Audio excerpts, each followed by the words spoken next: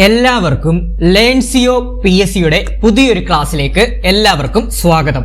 ഇന്നത്തെ ക്ലാസ്സിൽ നമ്മൾ പഠിക്കാൻ പോകുന്നത് എക്കണോമിക്സ് പാർട്ടിലെ സ്ഥിരമായിട്ട് നമ്മുടെ PSC പരീക്ഷകളിൽ ചോദിക്കുന്ന ഒരു ചോദ്യമാണ് ഹരിത വിപ്ലവം. ഹരിത വിപ്ലവത്തെ കുറിച്ച് നമ്മുടെ സ്കൂൾ ടെസ്റ്റ്, SCRT, NCERT ടെസ്റ്റിലെ മുഴുവൻ വിവരങ്ങളും അടങ്ങിയ ഒരു ക്ലാസ് ആയിരിക്കും. ഈ ഒരു ക്ലാസ് അവസാനം വരെ എല്ലാവരും കാണാൻ ശ്രമിക്കണം. ഇതിനു മുൻപേ നമ്മൾ എടുത്ത പഞ്ചവത്സര പദ്ധതികൾ, അതുപോലെ തന്നെ പുത്തൻ സാമ്പത്തിക നയം, പിന്നെ റിസർവ് ബാങ്കിന്റെ കടമകളെ കുറിച്ചുള്ള ക്ലാസ്സുകളൊക്കെ നമ്മൾ എക്കണോമിക്സ് പാർട്ടിൽ നിന്ന് എടുത്തിട്ടുണ്ട്. അതൊക്കെ എല്ലാവരും ഒന്ന് കാണാൻ ശ്രമിക്കണം കേട്ടോ. അതിന്റെയൊക്കെ നോട്ടും കാര്യങ്ങളും എല്ലാം നിങ്ങൾക്ക് കിട്ടിയെന്ന് പ്രതീക്ഷിക്കുന്നു. അപ്പൊ ഈ ഒരു ക്ലാസ് എന്ന് പറഞ്ഞാൽ ഹരിത വിപ്ലവമാണ്. അപ്പൊ നമുക്ക് ഈ ഒരു ക്ലാസ്സിലൂടെ ഹരിത വിപ്ലവവുമായിട്ട് ബന്ധപ്പെട്ട കംപ്ലീറ്റ് പോയിന്റ്സും പഠിച്ചു തന്നെ പോവാം. അപ്പം നമ്മുടെ ഈ ഒരു ക്ലാസ് കാണുന്ന കൂട്ടുകാരുണ്ടെങ്കിൽ അവസാനം വരെ കാണാൻ ശ്രമിക്കണം. അപ്പൊ നമുക്ക് സ്റ്റാർട്ട് ചെയ്യാം. എല്ലാവരും ഓക്കെ അല്ലേ? സ്റ്റാർട്ട് ചെയ്യാം. അപ്പം ഫസ്റ്റ് ഹരിത വിപ്ലവം. ഹരിത വിപ്ലവം എന്ന് പറഞ്ഞാൽ എന്താണ്? The green revolution. The green revolution. Revolution എന്ന് പറഞ്ഞാൽ വിപ്ലവം, നമുക്കറിയാം അല്ലേ? അപ്പം ഗ്രീൻ റെവല്യൂഷൻ, അതായത് ഹരിത വിപ്ലവം എന്ന് പറഞ്ഞാൽ എന്താണ്? Green revolution. അപ്പൊ നമുക്ക് ആ പേര് കേൾക്കുമ്പോഴേ കൃഷിയുമായിട്ട് ബന്ധപ്പെട്ട വിപ്ലവമാണ് ഹരിത വിപ്ലവം കേട്ടോ. കൃഷിയുമായിട്ട് ബന്ധപ്പെട്ട വിപ്ലവമാണ് ഹരിത വിപ്ലവം. അപ്പൊ എന്താണ് ഹരിത വിപ്ലവം എന്ന് പറഞ്ഞു കഴിഞ്ഞാലുള്ള ഡെഫിനിഷൻ നോക്കാം നമുക്ക്. ശരിയായ ജലസേചനം, വളപ്രയോഗം, കീടനാശിനികളുടെ ഉപയോഗം എന്നിവയോടൊപ്പം അത്യുൽപാദന ശേഷിയുള്ള വിത്തിനങ്ങൾ ഉപയോഗപ്പെടുത്തിയും കർഷകർക്ക് കുറഞ്ഞ പലിശയിൽ സാമ്പത്തിക സഹായം നൽകിയും ഭക്ഷ്യധാന്യങ്ങളുടെ ഉൽപാദനം വൻതോതിൽ വർദ്ധിപ്പിക്കുന്നതിനെയാണ് ഹരിത വിപ്ലവം എന്നതുകൊണ്ട് ഉദ്ദേശിക്കുന്നത്. അപ്പൊ ഹരിത വിപ്ലവത്തിന്റെ ഡെഫിനിഷൻ എന്താണ്? പഠിച്ചു വെക്കണം. ഹരിത വിപ്ലവം എന്ന് പറഞ്ഞു കഴിഞ്ഞാൽ ശരിയായ ജലസേചനം, വളപ്രയോഗം, കീടനാശിനികളുടെ ഉപയോഗം എന്നിവയോടൊപ്പം അത്യുൽപാദന ശേഷിയുള്ള വിത്തിനങ്ങൾ ഉപയോഗപ്പെടുത്തിയും കർഷകർക്ക് കുറഞ്ഞ പലിശയിൽ സാമ്പത്തിക സഹായം നൽകിയും ഭക്ഷ്യധാന്യങ്ങളുടെ ഉൽപാദനം വൻതോതിൽ വർദ്ധിപ്പിക്കുന്നതിനെയാണ് ഹരിത വിപ്ലവം എന്നുകൊണ്ട് ഉദ്ദേശിക്കുന്നത്. ഇനി ഹരിത വിപ്ലവത്തിന്റെ കുറച്ച് ഹിസ്റ്ററിയിലോട്ട് നമുക്ക് പോവാം. 1960കളിൽ നോർമൻ ബോർലോഗ് നടപ്പിലാക്കിയ ഒരു സംരംഭമായിരുന്നു ഹരിത വിപ്ലവം. അപ്പൊ പഠിച്ചു വെക്കണം, ആരാണ് ഹരിത വിപ്ലവം ആദ്യമായിട്ട് കൊണ്ടുവന്നത് എന്ന് വെച്ച് കഴിഞ്ഞാൽ പറയണം, നോർമൻ ബോർലോഗ് ആണ്. അപ്പൊ എന്നാണ്? 1960കളിൽ നോർമൻ ബോർലോഗ് നടപ്പിലാക്കിയ ഒരു സംരംഭമായിരുന്നു ഹരിത വിപ്ലവം. അപ്പൊ പരീക്ഷയ്ക്ക് മറ്റൊരു ചോദ്യം ചോദിക്കാം. സ്ഥിരമായിട്ട് നമ്മുടെ പരീക്ഷകളിൽ ചോദിക്കുന്ന മറ്റൊരു ചോദ്യം കൂടിയാണ്, ഹരിത വിപ്ലവത്തിന്റെ പിതാവ് ആര് എന്നുള്ളത്. ആരാണ്? Norman Borlaug. മറന്നു പോകരുത്, ഒരു മാർക്ക് പ്രതീക്ഷിക്കാം കേട്ടോ. അപ്പൊ ഹരിത വിപ്ലവത്തിന്റെ പിതാവ് ആരാണ്? Norman Borlaug. അപ്പൊ നമുക്ക് ഓപ്ഷനിൽ നമുക്ക് ഡോക്ടർ MS സ്വാമിനാഥന്റെ പേരൊക്കെ തന്നിരിക്കും. പക്ഷെ MS സ്വാമിനാഥൻ ആരാണ്? നമ്മുടെ ഇന്ത്യൻ ഹരിത വിപ്ലവത്തിന്റെ പിതാവാണ്. അപ്പൊ രണ്ടും തമ്മിൽ തിരിഞ്ഞു പോലെ ഹരിത വിപ്ലവത്തിന്റെ പിതാവ് ആരാണ് എന്ന് ചോദിച്ചു കഴിഞ്ഞാൽ പറയണം Norman Borlaug. Norman Borlaug. Clear ആണ്? ഇനി അടുത്ത പോയിന്റ് നോക്കാം. 1970 ഗോതമ്പിന്റെ ഉയർന്ന വിളവ് നൽകുന്ന ഇനങ്ങളുടെ HYVC എന്നാണ് പറയുന്നത് വിത്തിന്റെ നിർമ്മാണത്തിൽ പ്രധാന പങ്കുവഹിച്ചതിന് ബോർലോഗിന് സമാധാനത്തിനുള്ള നോബലിന് അർഹനായി കേട്ടോ. അപ്പൊ 1970 എന്താണ്? ഗോതമ്പിന്റെ ഉയർന്ന വിളവ് നൽകുന്ന ഇനങ്ങളുടെ വിത്തിന്റെ നിർമ്മാണത്തിൽ പ്രധാന പങ്കുവഹിച്ചതിന് നമ്മുടെ നോർമൻ ബോർലോഗിന് 1970 സമാധാനത്തിനുള്ള നോബൽ പ്രൈസ് ലഭിച്ചു കേട്ടോ. 1970 സമാധാനത്തിനുള്ള നോബൽ സമ്മാനം നോർമൻ ബോർലോഗിന് ലഭിച്ചു. പഠിച്ചു വെക്കണം. ഒന്നുകൂടെ ഞാൻ പറയാം. 1960കളിൽ നോർമൻ ബോർലോഗ് നടപ്പിലാക്കിയ ഒരു സംരംഭമായിരുന്നു ഹരിത വിപ്ലവം. ഹരിത വിപ്ലവം എന്ന് പറഞ്ഞാൽ എന്താണ്? ശരിയായ ജലസേചനം, വളപ്രയോഗം, കീടനാശിനികളുടെ ഉപയോഗം എന്നിവയോടൊപ്പം അത്യുൽപാദന ശേഷിയുള്ള വിത്തിനങ്ങൾ ഉപയോഗപ്പെടുത്തിയും കർഷകർക്ക് കുറഞ്ഞ പലിശയിൽ സാമ്പത്തിക സഹായം നൽകിയും ഭക്ഷ്യധാന്യങ്ങളുടെ ഉൽപാദനം വൻതോതിൽ വർദ്ധിപ്പിക്കുന്നതിനെയാണ് ഹരിത വിപ്ലവം എന്നുകൊണ്ട് ഉദ്ദേശിക്കുന്നത്. ക്ലിയർ ആണ്? ഇനി നമ്മുടെ ഹരിത വിപ്ലവത്തിന്റെ പിതാവാണ് നോർമൻ ബോർലോഗ്. നോർമൻ ബോർലോഗിന് എന്നാണ് സമാധാനത്തിനുള്ള നോബൽ സമ്മാനം ലഭിച്ചത്? 1970 എന്തിനാണ് ലഭിച്ചത് സമാധാനത്തിലുള്ള നോബൽ സമ്മാനം? ഗോതമ്പിന്റെ ഉയർന്ന വിളവ് നൽകുന്ന ഇനങ്ങളുടെ വിത്തിന്റെ നിർമ്മാണത്തിൽ പ്രധാന പങ്ക് വഹിച്ചതിനാണ് 1970 സമാധാനത്തിനുള്ള നോബൽ സമ്മാനം നോർമൻ ബോർലോഗിന് ലഭിച്ചത്. ക്ലിയർ അല്ലേ? നമുക്ക് ഇനി അടുത്ത പോയിന്റിലോട്ട് പോവാം. ഇനി നമ്മുടെ ഇന്ത്യയിൽ MS സ്വാമിനാഥനാണ് ഹരിത വിപ്ലവത്തിന് നേതൃത്വം നൽകിയത് കേട്ടോ. അപ്പം നമുക്കറിയാം ലോകത്ത് ആദ്യമായിട്ട് ഹരിത വിപ്ലവത്തിന് നേതൃത്വം നൽകിയത് നോർമൻ ബോർലോഗ് ആണെങ്കിൽ നമ്മുടെ ഇന്ത്യയിൽ MS സ്വാമിനാഥനാണ് ഹരിത വിപ്ലവത്തിന് നേതൃത്വം നൽകിയത്. അതുകൊണ്ട് തന്നെ ഇദ്ദേഹത്തെ ഇന്ത്യൻ ഹരിത വിപ്ലവത്തിന്റെ പിതാവ് എന്നറിയപ്പെടുന്നു. അപ്പോൾ ഇന്ത്യൻ ഹരിത വിപ്ലവത്തിന്റെ പിതാവ് ആരാണ്? Doctor MS Swaminathan. മറക്കരുത്, ഒരു മാർക്ക് പ്രതീക്ഷിക്കാം. അപ്പൊ ഹരിത വിപ്ലവത്തിന്റെ പിതാവ് നോർമൻ ബോർലോഗ് ആണെങ്കിൽ ഇന്ത്യൻ ഹരിത വിപ്ലവത്തിന്റെ പിതാവ് ആരാണ്? MS Swaminathan. Doctor MS Swaminathan. നോക്കാം. വികസ്വര രാജ്യങ്ങളായ മെക്സിക്കോയിലും ഇന്ത്യയിലും ഹരിത വിപ്ലവത്തിന്റെ ഫലമായി ഭക്ഷ്യധാന്യങ്ങളുടെ ഉൽപാദനത്തിൽ വലിയ വർധനമുണ്ടായി കേട്ടോ. അപ്പോൾ നമ്മുടെ ഈ ഒരു പ്രത്യേകിച്ച് ഗോതമ്പ് നെല്ലുവാണ് നമ്മുടെ ഈ ഹരിത വിപ്ലവത്തിന്റെ ഭാഗമായിട്ട് വലിയ വർധനമുണ്ടായ 2 രാജ്യങ്ങളാണ് മെക്സിക്കോയും ഇന്ത്യയും കേട്ടോ. അപ്പോൾ പഠിച്ചു വെക്കണം. വികസ്വര രാജ്യങ്ങളായ മെക്സിക്കോയിലും ഇന്ത്യയിലും ഹരിത വിപ്ലവത്തിന്റെ ഫലമായി ഭക്ഷ്യധാന്യങ്ങളുടെ പ്രത്യേകിച്ച് ഗോതമ്പിന്റെ നെല്ലിന്റെയും ഉൽപാദനത്തിൽ വലിയ വർധനവുണ്ടായി. ഇതൊക്കെ സ്റ്റേറ്റ്മെന്റ് ആയിട്ട് പരീക്ഷയ്ക്ക് ചോദിക്കാൻ സാധ്യതയുണ്ട് കേട്ടോ, പഠിച്ചു വെക്കണം. ഇനി ഹരിത വിപ്ലവമാണ് ഭക്ഷ്യ ദൗർലഭ്യമുള്ള രാജ്യം എന്ന നിലയിൽ ഇന്ന് ഇന്ത്യയെ ഒരു മുൻനിര കാർഷിക രാഷ്ട്രമാക്കി മാറ്റിയത് കേട്ടോ. അപ്പൊ പഠിച്ചു വെക്കണം, ഇമ്പോർട്ടന്റ് ആണ്. അപ്പൊ എന്താണ് പറഞ്ഞത്? ഹരിത വിപ്ലവമാണ് ഭക്ഷ്യ ദൗർലഭ്യമുള്ള രാജ്യം എന്ന നിലയിൽ നിന്ന് നമ്മുടെ ഇന്ത്യയെ ഒരു മുൻനിര കാർഷിക രാഷ്ട്രമാക്കി മാറ്റിയത് ഹരിത വിപ്ലവത്തിലൂടെയാണ്. അതുപോലെ തന്നെ ഹരിത വിപ്ലവത്തിന് 2 ഘട്ടങ്ങളായിരുന്നു കേട്ടോ. ഹരിത വിപ്ലവം ഇന്ത്യയിൽ 2 ഘട്ടങ്ങളായിട്ടാണ് നടപ്പിലാക്കിയത്. നോക്കാം. ആദ്യ ഘട്ടം എന്ന് പറയുന്നത് 1965 മുതൽ 75 വരെയാണ് കേട്ടോ. ആദ്യ ഘട്ടം 1965 മുതൽ 75 വരെ. ആ ആദ്യ ഘട്ടത്തിലെ ഹരിത വിപ്ലവം പഞ്ചാബ്, ആന്ധ്രാപ്രദേശ്, തമിഴ്നാട് എന്നീ സംസ്ഥാനങ്ങളിൽ മാത്രമായിട്ട് ഒതുങ്ങി നിന്നു. ഗോതമ്പ് ഉൽപാദനത്തിൽ കൂടുതൽ വർധനവുണ്ടായതിനാൽ ഹരിത വിപ്ലവത്തിന്റെ ആദ്യഘട്ടത്തെ ചിലർ ഗോതമ്പ് വിപ്ലവം എന്നും വിളിക്കാറുണ്ട്. അപ്പോൾ 1 മാർക്ക് നമുക്ക് ഇവിടുന്ന് ചോദ്യം പ്രതീക്ഷിക്കാം. എന്താണ്? അപ്പോൾ ഞാനായിരിക്കും ചോദിക്കുന്നത്, ഏത് വിപ്ലവത്തെയാണ് ഗോതമ്പ് വിപ്ലവം എന്ന്, ഹരിത വിപ്ലവത്തിന്റെ എത്രാമത്തെ ഘട്ടത്തെയാണ് ഗോതമ്പ് വിപ്ലവം എന്ന് വിളിക്കുന്നത് എന്ന് പരീക്ഷിക്കുക. അപ്പൊ എത്രാമത്തെ ഘട്ടത്തെയാണ്? 1ാം ഘട്ടത്തെയാണ്, അഥവാ ആദ്യ ഘട്ടത്തെയാണ്. പഠിച്ചു വെക്കണേ. ഇനി 2ാം ഘട്ടം എന്ന് പറഞ്ഞാൽ 1975 മുതൽ 85 വരെയുള്ള 2ാം ഘട്ടത്തിൽ ഹരിത വിപ്ലവം കൂടുതൽ സംസ്ഥാനങ്ങളിലേക്കും കൂടുതൽ വിളകളിലേക്കും വ്യാപിച്ചു കേട്ടോ. നമുക്ക് ഒന്നുകൂടെ നോക്കിപ്പോവാം. അപ്പൊ എന്താണ്? ഇന്ത്യയുടെ കാര്യമാണ് പറയുന്നത്. ഇന്ത്യയിൽ MS സ്വാമിനാഥനാണ് ഹരിത വിപ്ലവത്തിന് നേതൃത്വം നൽകിയത്. അതുകൊണ്ട് തന്നെ അദ്ദേഹത്തെ പറയുന്ന പേരെന്താണ്?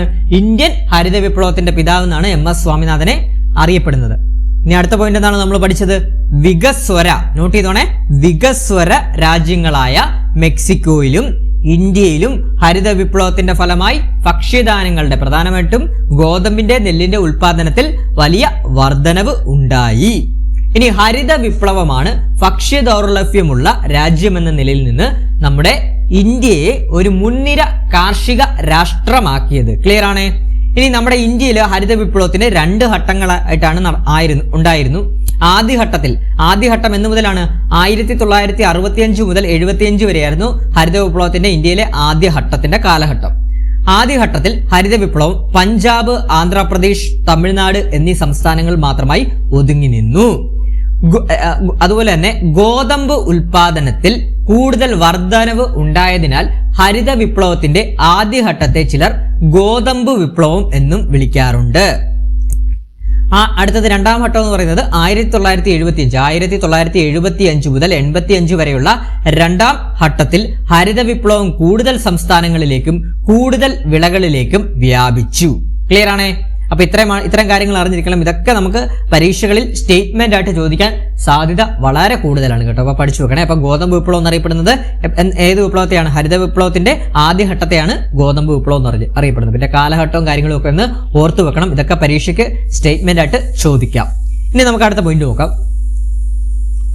ഇനി ഹരിത വിപ്ലവം സ്വീകരിക്കുന്നതിനുള്ള കാരണങ്ങൾ എന്തൊക്കെയാണ്? പരീക്ഷയ്ക്ക് ചോദിക്കാം. ഹരിത വിപ്ലവം സ്വീകരിക്കുന്നതിനുള്ള കാരണങ്ങൾ എന്തൊക്കെയായിരുന്നു? നോക്കാം. ഫസ്റ്റ്, സ്വാതന്ത്ര്യലബ്ധിയുടെ സമയത്ത് ഇന്ത്യ തികച്ചും ഒരു കാർഷിക സമ്പത്ത് വ്യവസ്ഥയായിരുന്നു. ജനങ്ങളിൽ 75% ഉപജീവനത്തിനായി കൃഷിയെയാണ് ആശ്രയിച്ചുകൊണ്ടിരുന്നത് കേട്ടോ. അപ്പം എന്താണ് സ്വാതന്ത്ര്യത്തിന് ശേഷം എന്താണ് ഇന്ത്യ തികച്ചും ഒരു കാർഷിക സമ്പദ് വ്യവസ്ഥയിലല്ലേ പോകുന്നത്. കൂടുതൽ ആൾക്കാർ വന്നിട്ട് കൃഷിയിലൂടെയാണ് ഉപജീവന മാർഗം കണ്ടെത്തിയത്. അതാണ് ഇവിടെ പറയുന്നത്. ജനങ്ങളിൽ 75% ഉപജീവനത്തിനായി കൃഷിയാണ് ആശ്രയിച്ചുകൊണ്ടിരുന്നത്.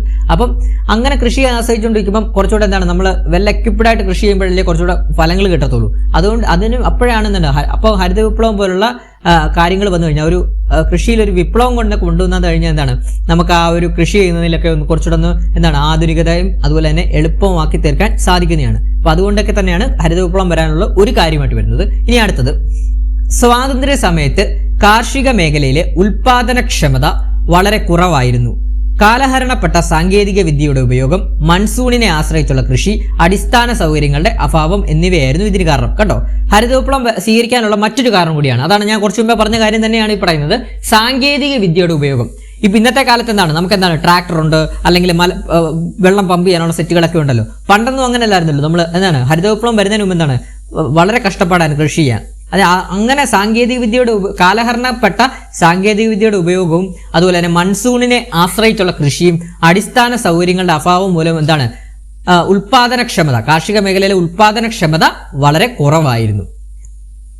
ഇനി അടുത്ത പോയിന്റ്, ഇത് ഇന്ത്യൻ കാർഷിക മേഖലയുടെ മുരടിപ്പിനും സ്തംഭനത്തിനും കാരണമായി. ഈ സ്തംഭനാവത്തെ മാറ്റിമറിച്ചത് ഹരിത വിപ്ലവമാണ് കേട്ടോ. അപ്പൊ ഇത് ഇന്ത്യൻ കാർഷിക മേഖലയുടെ മുരടിപ്പിനും സ്തംഭനത്തിനും കാരണമായി. ഈ സ്തംഭനാവസ്ഥയെ മാറ്റിമറിച്ചത് ഹരിത വിപ്ലവം കൊണ്ടാണ് കേട്ടോ. അത് അറിഞ്ഞിരിക്കണം. ഇനി നമുക്ക് നോക്കാം അടുത്ത പോയിന്റ്, ഹരിത വിപ്ലവത്തിന്റെ ലക്ഷ്യങ്ങൾ എന്തൊക്കെയാണ്? ഹരിത വിപ്ലവത്തിന്റെ ലക്ഷ്യങ്ങൾ പരീക്ഷയ്ക്ക് ചോദിക്കാം. ഫസ്റ്റ്, പട്ടിണി പ്രതിസന്ധി പരിഹരിക്കുക എന്നത് ഹരിത വിപ്ലവത്തിന്റെ ഹ്രസ്വകാല ലക്ഷ്യമായിരുന്നു. പഠിച്ചു വെക്കണം, ഇമ്പോർട്ടന്റ് ആണ്. ഇത് പരീക്ഷയ്ക്ക് ചോദിക്കും. ലക്ഷ്യങ്ങൾ താഴെ തന്നിരിക്കുന്നവയിൽ ഹരിത വിപ്ലവത്തിന്റെ ലക്ഷ്യങ്ങൾ ഏതൊക്കെയാണ് എന്നുള്ളത് തിരഞ്ഞെടുക്കുക എന്നൊക്കെ പരീക്ഷയ്ക്ക് ചോദിക്കാം. പഠിച്ചു വെക്കണം. എന്താണ് ആദ്യത്തെ പോയിന്റ്? എന്താണ്? പട്ടിണി പ്രതിസന്ധി പരിഹരിക്കുക എന്നത് ഹരിത വിപ്ലവത്തിന്റെ ഹ്രസ്വകാല ലക്ഷ്യമായിരുന്നു. ഇനി അടുത്ത പോയിന്റ്, ഹരിത വിപ്ലവത്തിന്റെ ദീർഘകാല ലക്ഷ്യം ഗ്രാമീണ വികസനം, വ്യാവസായിക വികസനം, അടിസ്ഥാന സൗകര്യങ്ങൾ, അസംസ്കൃത വസ്തുക്കൾ എന്നിവയെ പിന്താങ്ങിയുള്ള കാർഷിക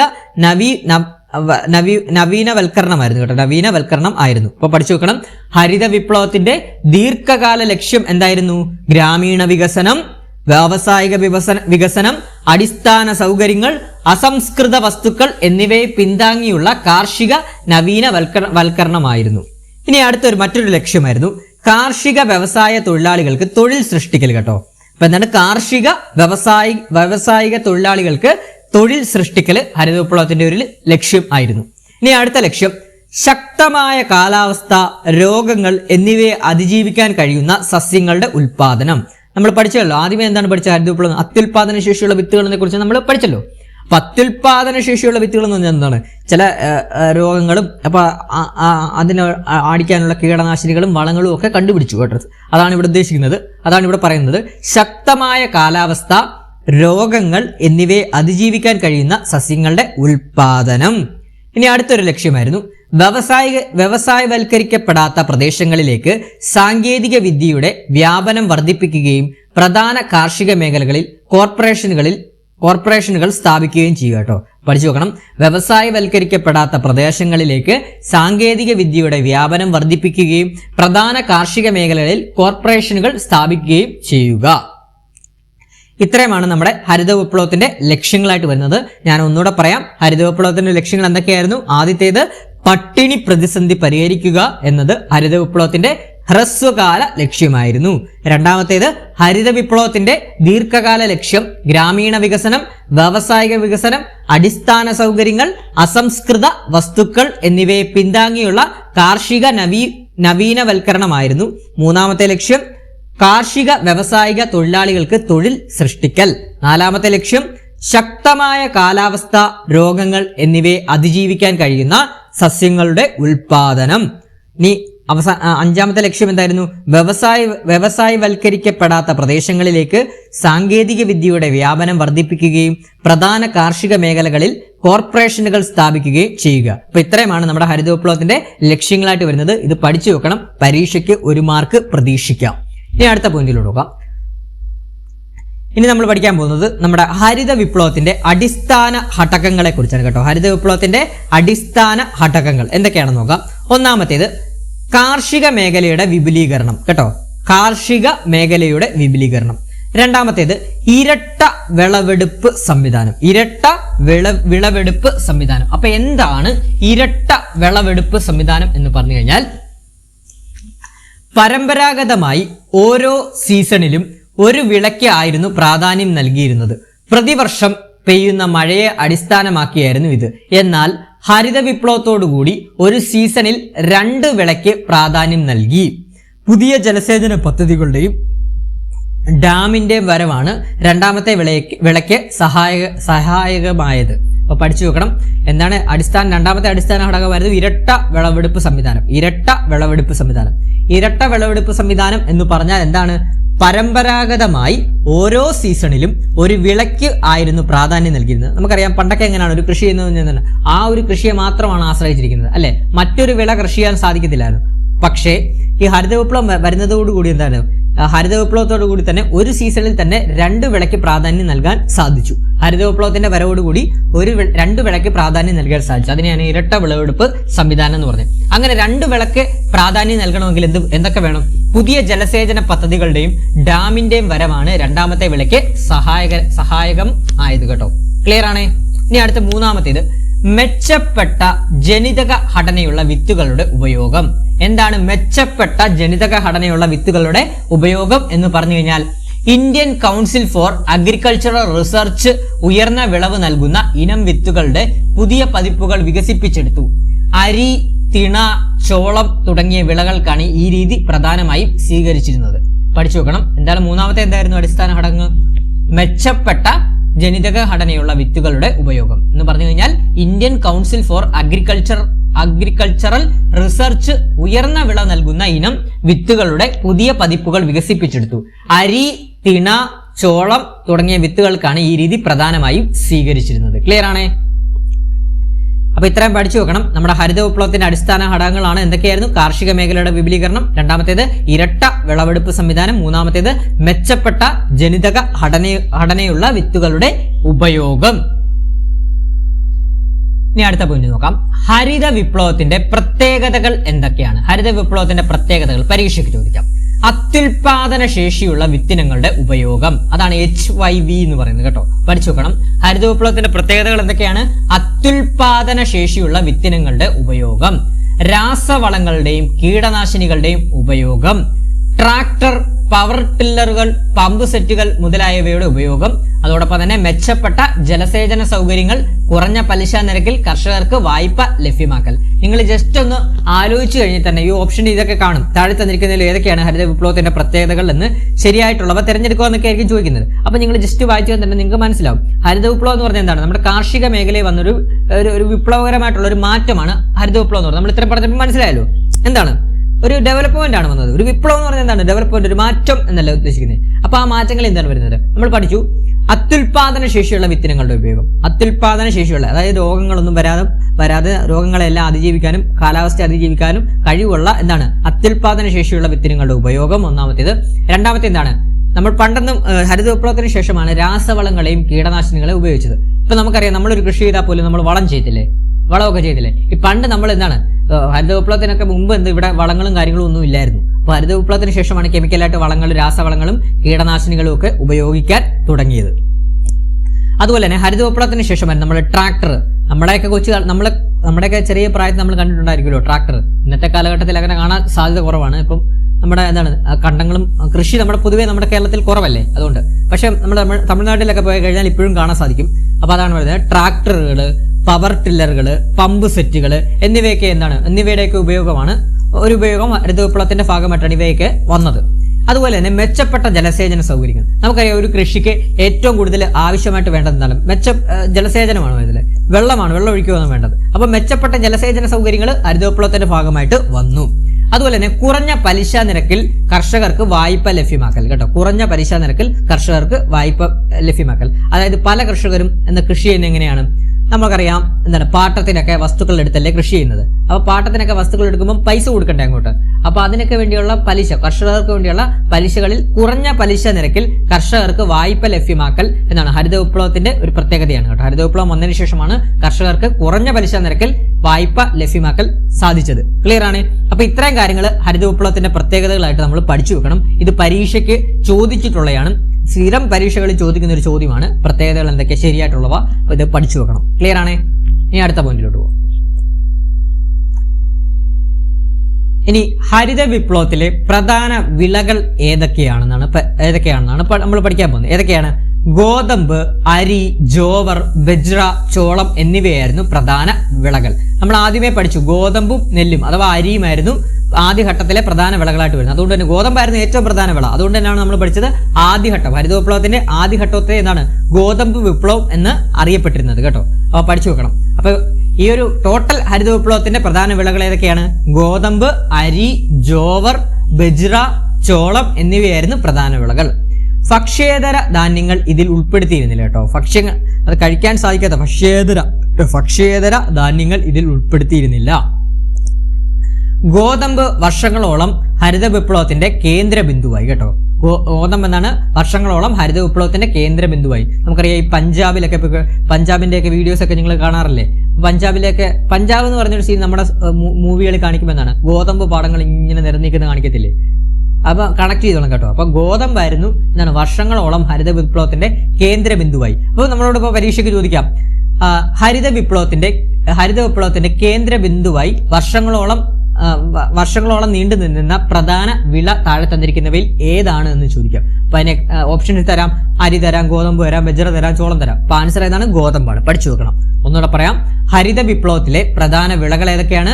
ഗോതമ്പ്, അരി, ജോവർ, ബജ്ര, ചോളം എന്നിവയായിരുന്നു പ്രധാന വിളകൾ. അതോടൊപ്പം തന്നെ അറിഞ്ഞിരിക്കണം ഭക്ഷ്യേതര ധാന്യങ്ങൾ ഇതിൽ ഉൾപ്പെടുത്തിയിരുന്നില്ല. ഗോതമ്പ് വർഷങ്ങളോളം ഹരിത വിപ്ലവത്തിന്റെ കേന്ദ്ര ബിന്ദുവായി. ഇനി അടുത്ത പോയിന്റിലോട്ട് പോകാം നമുക്ക്. ഇനി നമ്മൾ പഠിക്കാൻ പോകുന്നത് നമ്മുടെ ഹരിത വിപ്ലവത്തിന്റെ നേട്ടങ്ങളെ കുറിച്ചാണ് പഠിക്കാൻ പോകുന്നത്. ഹരിത വിപ്ലവത്തിന്റെ നേട്ടങ്ങൾ എന്തൊക്കെയാണെന്ന് നോക്കാം. ഫസ്റ്റ്, ഭക്ഷ്യധാന്യങ്ങളുടെ ഉൽപാദനം വർദ്ധിച്ചു. അല്ലേ? നമുക്കത് ഊഹിക്കാവുന്നതേ ഉള്ളൂ. എന്താണ് ഇത്രയധികം അടിസ്ഥാന സൗകര്യങ്ങളൊക്കെ ഹരിത വിപ്ലവത്തിൽ കൊടുക്കുമ്പോൾ എന്താണ് ഭക്ഷ്യധാന്യങ്ങളുടെ ഉൽപാദനം എന്താണ് വർദ്ധിക്കുകയാണ് ചെയ്യുന്നത്. അല്ലേ? ഇത്രയും ഡെവലപ്മെന്റ്സ് ഒരു കൃഷിയിൽ കൊടുത്തു കഴിഞ്ഞാൽ എന്താണ് അത് വർദ്ധിക്കുകയാണ് ചെയ്യുന്നത്. അപ്പം ഭക്ഷ്യധാന്യങ്ങളുടെ ഉൽപാദനം വർദ്ധിച്ചു, ഒന്നാമത്തെ നേട്ടമാണ്. അതായത് 1978-79 വർഷം മാത്രം 131 ദശലക്ഷം ടൺ ഭക്ഷ്യോൽപാദനം ഉണ്ടായി. ഇത് ഇന്ത്യയെ ലോകത്തിലെ ഏറ്റവും വലിയ കാർഷിക ഉത്പാദകരാക്കി. പഠിച്ചു വെക്കണം. ഒന്നാമത്തെ നേട്ടം എന്താണ്? ഭക്ഷ്യധാന്യങ്ങളുടെ ഉൽപാദനം വർദ്ധിച്ചു. ഡീറ്റെയിൽ ആയിട്ട് പറയുവാണെങ്കിൽ 1978 മുതൽ 79 വർഷം മാത്രം 131 ദശലക്ഷം ടൺ ഭക്ഷ്യോൽപാദനം ഉണ്ടായി. ഇത് അങ്ങനെ ഉണ്ടായതിനു ശേഷം നമ്മുടെ ഇന്ത്യയെ ലോകത്തിലെ ഏറ്റവും വലിയ കാർഷിക ഉൽപാദകരാക്കി. ക്ലിയർ ആണ്? ഇനി രണ്ടാമത്തെ നേട്ടം എന്ന് പറഞ്ഞു കഴിഞ്ഞാൽ ഇറക്കുമതിയിലും, നോട്ട് ചെയ്തോണേ, ഇറക്കുമതിയിലും ഭക്ഷ്യ സഹായത്തിലുമുള്ള ആശ്രയത്വം കുറഞ്ഞു. അപ്പൊ രണ്ടാമത്തെ നേട്ടം എന്താണ്? ഇറക്കുമതിയിലും ഭക്ഷ്യ സഹായത്തിലുമുള്ള ആശ്രയത്വം കുറഞ്ഞു എന്ന് പറഞ്ഞു കഴിഞ്ഞാൽ ഒടുവിൽ ഭക്ഷ്യധാന്യങ്ങളുടെ കാര്യത്തിൽ പ്രയാസപ്പെടുന്ന അവസ്ഥയിൽ നിന്നും ആവശ്യത്തിലധികം ഭക്ഷ്യധാന്യങ്ങൾ ഉൽപ്പാദിപ്പിക്കാൻ ഇന്ത്യ സ്വയം പര്യാപ്തത കൈവരിച്ചു. അപ്പൊ വലിയൊരു നേട്ടമാണ്, ഹരിത വിപ്ലവത്തിന്റെ വലിയൊരു നേട്ടമാണിത്. അപ്പൊ എന്താണ്? ഞാൻ ഒന്നുകൂടെ പറയാം. രണ്ടാമത്തെ നേട്ടം എന്താണ്? ഇറക്കുമതിയിലും ഭക്ഷ്യ സഹായത്തിലുമുള്ള ആശ്രയത്വം കുറഞ്ഞു. അതായത് ഒടുവിൽ ഭക്ഷ്യധാന്യങ്ങളുടെ കാര്യത്തിൽ പ്രയാസപ്പെടുന്ന അവസ്ഥയിൽ നിന്നും ആവശ്യത്തിലധികം ഭക്ഷ്യധാന്യങ്ങൾ ഉൽപ്പാദിപ്പിക്കാൻ നമ്മുടെ ഇന്ത്യ സ്വയം പര്യാപ്തത പഠിച്ചു കേട്ടോ. അപ്പൊ ഹരിത വിപ്ലവത്തിന്റെ ആദ്യമായിട്ട് എന്താണ്? ഭക്ഷ്യധാന്യങ്ങൾ ഉൽപ്പാദിപ്പിക്കാൻ ഇന്ത്യ സ്വയം പര്യാപ്തത കൈവരിച്ചു. പരീക്ഷയ്ക്ക് ചോദിക്കും നേട്ടങ്ങളായിട്ട്. ഇനി അടുത്ത നേട്ടമാണ് കർഷകർക്ക് പ്രയോജനകരം കേട്ടോ. കർഷകർക്ക് പ്രയോജനകരം എന്ന് പറഞ്ഞാൽ എന്താണ്? ഹരിത വിപ്ലവം കർഷകരുടെ വരുമാനം വർദ്ധിപ്പിക്കാൻ സഹായിക്കുകയും അതുവഴി അവരുടെ ജീവിത നിലവാരം മെച്ചപ്പെടുത്തുകയും ചെയ്തു.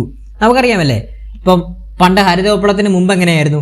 ഒരു കർഷകൻ എന്തുമാത്രം കഷ്ടപ്പെട്ടാലാണ് ഒരു വിള കിട്ടുന്നത്, അല്ലേ? ഹരിത വിപ്ലവത്തിന് ശേഷം എന്താണ്? കർഷകൻ എന്താണ് എഫോർട്ട് കുറഞ്ഞു. കാരണം എന്താണ്? അത്രയധികം നമ്മളെ ട്രാക്ടർ പോലുള്ള മെഷീൻസും ജലസേചനങ്ങളും അവർക്ക് പലിശകൾ കൊടുക്കാനുള്ള എല്ലാ സംവിധാനങ്ങളും ഹരിത വിപ്ലവത്തിന്റെ ഭാഗമായിട്ട് വന്നു. അതിനുശേഷം എന്താണ്? ഉൽപാദനം കൂടിയത് എന്താണ്? നേരത്തെ അവൻ ഒരു വർഷം ഇപ്പം 10 വിളയാണ് ഉൽപ്പാദിപ്പിക്കുന്നതെങ്കിൽ ഈ ഹരിത വിപ്ലവത്തിന് ശേഷം ഒരു വർഷം എന്താണ്? ഒരു 50 വിളയിൽ ഉൽപ്പാദിപ്പിക്കുക. അപ്പൊ എന്താണ്? ആ കർഷകൻ എന്താണ് ലാഭമല്ലേ വരുന്നത്? അതാണ് ഇവിടെ പറയുന്നത് കർഷകർക്ക് പ്രയോജനകരം. അതായത് ഹരിത വിപ്ലവം കർഷകരുടെ വരുമാനം വർദ്ധിപ്പിക്കാൻ സഹായിക്കുകയും അതുവഴി അവരുടെ ജീവിത നിലവാരം മെച്ചപ്പെടുത്തുകയും ചെയ്തു. ഇനി അടുത്തൊരു നേട്ടമാണ് വ്യാവസായിക വളർച്ച കേട്ടോ. വ്യാവസായിക വളർച്ച എന്ന് പറഞ്ഞു കഴിഞ്ഞാൽ വലിയ തോതിലുള്ള കാർഷിക വ്യവസായവൽക്കരണത്തിനും യന്ത്രവൽക്കരണത്തിനും ഹരിത വിപ്ലവം വഴിവെച്ചു. ഇപ്പോൾ വലിയ തോതിലുള്ള കാർഷിക വ്യവസായവൽക്കരണത്തിനും യന്ത്രവൽക്കരണത്തിനും ഹരിത വിപ്ലവം വഴിവെച്ചു. ഇത് മുമ്പില്ലാതിരുന്ന വിവിധ മെഷീനുകൾ, ട്രാക്ടറുകൾ, കൊയ്ത്ത് യന്ത്രങ്ങൾ, പമ്പിംഗ് സെറ്റുകൾ, മെതിക്കുന്ന യന്ത്രങ്ങൾ, ഡീസൽ എഞ്ചിനുകൾ, സംയുക്തങ്ങൾ എന്നിവയുടെ ആവശ്യം വർദ്ധിപ്പിച്ചു കേട്ടോ. അപ്പൊ നമുക്കത് കണക്ട് ചെയ്ത് പഠിക്കാവുന്നതേ ഉള്ളൂ. എന്താണ് അപ്പൊ മറ്റൊരു നേട്ടമാണ് വ്യവസായിക വളർച്ച എന്ന് ഉദ്ദേശിക്കുന്നത് എന്താണ്? വലിയ തോതിലുള്ള കാർഷിക വ്യവസായവൽക്കരണത്തിനും യന്ത്രവൽക്കരണത്തിനും ഹരിത വിപ്ലവം വഴിവെച്ചു. അതുപോലെ തന്നെ നമുക്കറിയാം അതിന് മുമ്പില്ലായിരുന്ന വിവിധ മെഷീനുകൾ, പിന്നെ നമ്മുടെ എന്താണ് ട്രാക്ടറുകൾ, കൊയ്ത്ത് യന്ത്രങ്ങൾ, മെതിക്കുന്ന യന്ത്രങ്ങൾ, പമ്പ് സെറ്റുകൾ, പിന്നെ ഡീസൽ എഞ്ചിനുകൾ, സംയുക്തങ്ങൾ എന്നിവയുടെയൊക്കെ ആവശ്യം വർദ്ധിപ്പിച്ചത് കൊണ്ട് എന്താണ് വ്യവസായ കമ്പനികളും ഉയർന്നു. അപ്പൊ വ്യവസായിക രംഗവും വളർന്നു. അതാണ് വ്യവസായിക വളർച്ച എന്നുകൊണ്ട് ഉദ്ദേശിക്കുന്നത് നേട്ടത്തിൽ. ഇനി അടുത്തത് ഗ്രാമീണ തൊഴിലവസരങ്ങൾ സൃഷ്ടിക്കൽ എന്ന് പറഞ്ഞു കഴിഞ്ഞാൽ കൃഷിക്ക് വലിയ പ്രദേശങ്ങൾ ഉണ്ടായിരുന്നതിനാൽ തൊഴിൽ അവസരങ്ങളും തൊഴിലാളികളുടെ ആവശ്യത്തിലും വർധനവുണ്ടായി കേട്ടോ. പഠിച്ചു വെക്കണം. ഗ്രാമീണ തൊഴിലവസരങ്ങൾ സൃഷ്ടിക്കൽ എന്നുകൊണ്ട് ഉദ്ദേശിക്കുന്നത് കൃഷിക്ക് വലിയ സ്ഥലങ്ങൾ, നമുക്കറിയാം ഇന്ത്യ ഒരു വലിയൊരു രാജ്യമല്ലേ. അപ്പൊ നമുക്ക് എന്താണ് ഇഷ്ടം പോലെ കൃഷി ചെയ്യാനുള്ള സ്ഥലങ്ങൾ ഉണ്ടായിരുന്നു. നമുക്കറിയാം പഞ്ചാബിലൊക്കെയാണ്, പഞ്ചാബ് ഹരിയാന മേഖലയിലൊക്കെ ഏറ്റവും കൂടുതൽ കൃഷി. അവിടെയൊക്കെയല്ലേ ഹരിത വിപ്ലവം ബേസിക്കായിട്ട് നടന്നത്. അവിടെയൊക്കെയല്ലേ അവിടെയൊക്കെ ഇഷ്ടംപോലെ എന്താണ് കൃഷി ചെയ്യുന്ന പാടങ്ങളൊക്കെ കിടക്കുമല്ലേ. അതുപോലെ നമ്മുടെ തമിഴ്നാട്, ആന്ധ്രാപ്രദേശ് ഇവിടെയൊക്കെ ഒരുപാട് ഇപ്പോഴും കൃഷി ചെയ്യുന്നില്ലേ. അപ്പൊ അതുകൊണ്ടാണ് പറയുന്നത് ഗ്രാമീണ തൊഴിലവസരങ്ങൾ സൃഷ്ടിക്കൽ. അതായത് കൃഷിക്ക് വലിയ പ്രദേശങ്ങൾ ഉണ്ടായിരുന്നതിനാൽ തൊഴിൽ അവസരങ്ങളും തൊഴിലാളികളുടെ ആവശ്യത്തിലും വർധനവ് ഉണ്ടായി. ഇനി അടുത്തത് കാർഷിക മേഖലയിലെ ഉയർന്ന ഉൽപാദനം വിപണന മിച്ചം സൃഷ്ടിച്ചു. അതായത് മാർക്കറ്റഡ് സർപ്ലസ് എന്ന് പറയും. അതായത് കർഷകന് സ്വന്തം ആവശ്യം കഴിഞ്ഞ് ബാക്കിയുള്ള ഭക്ഷ്യധാന്യങ്ങൾ വിപണിയിൽ വിൽക്കാൻ സാധിച്ചു. ഇത് കർഷകരുടെ വരുമാനം വർദ്ധിപ്പിച്ചു. ഉൽപാദനത്തിലെ മിച്ചം കമ്പോളത്തിൽ വിൽക്കുമ്പോൾ അതിനെ വിപണന മിച്ചം എന്നും പറയുന്നു കേട്ടോ.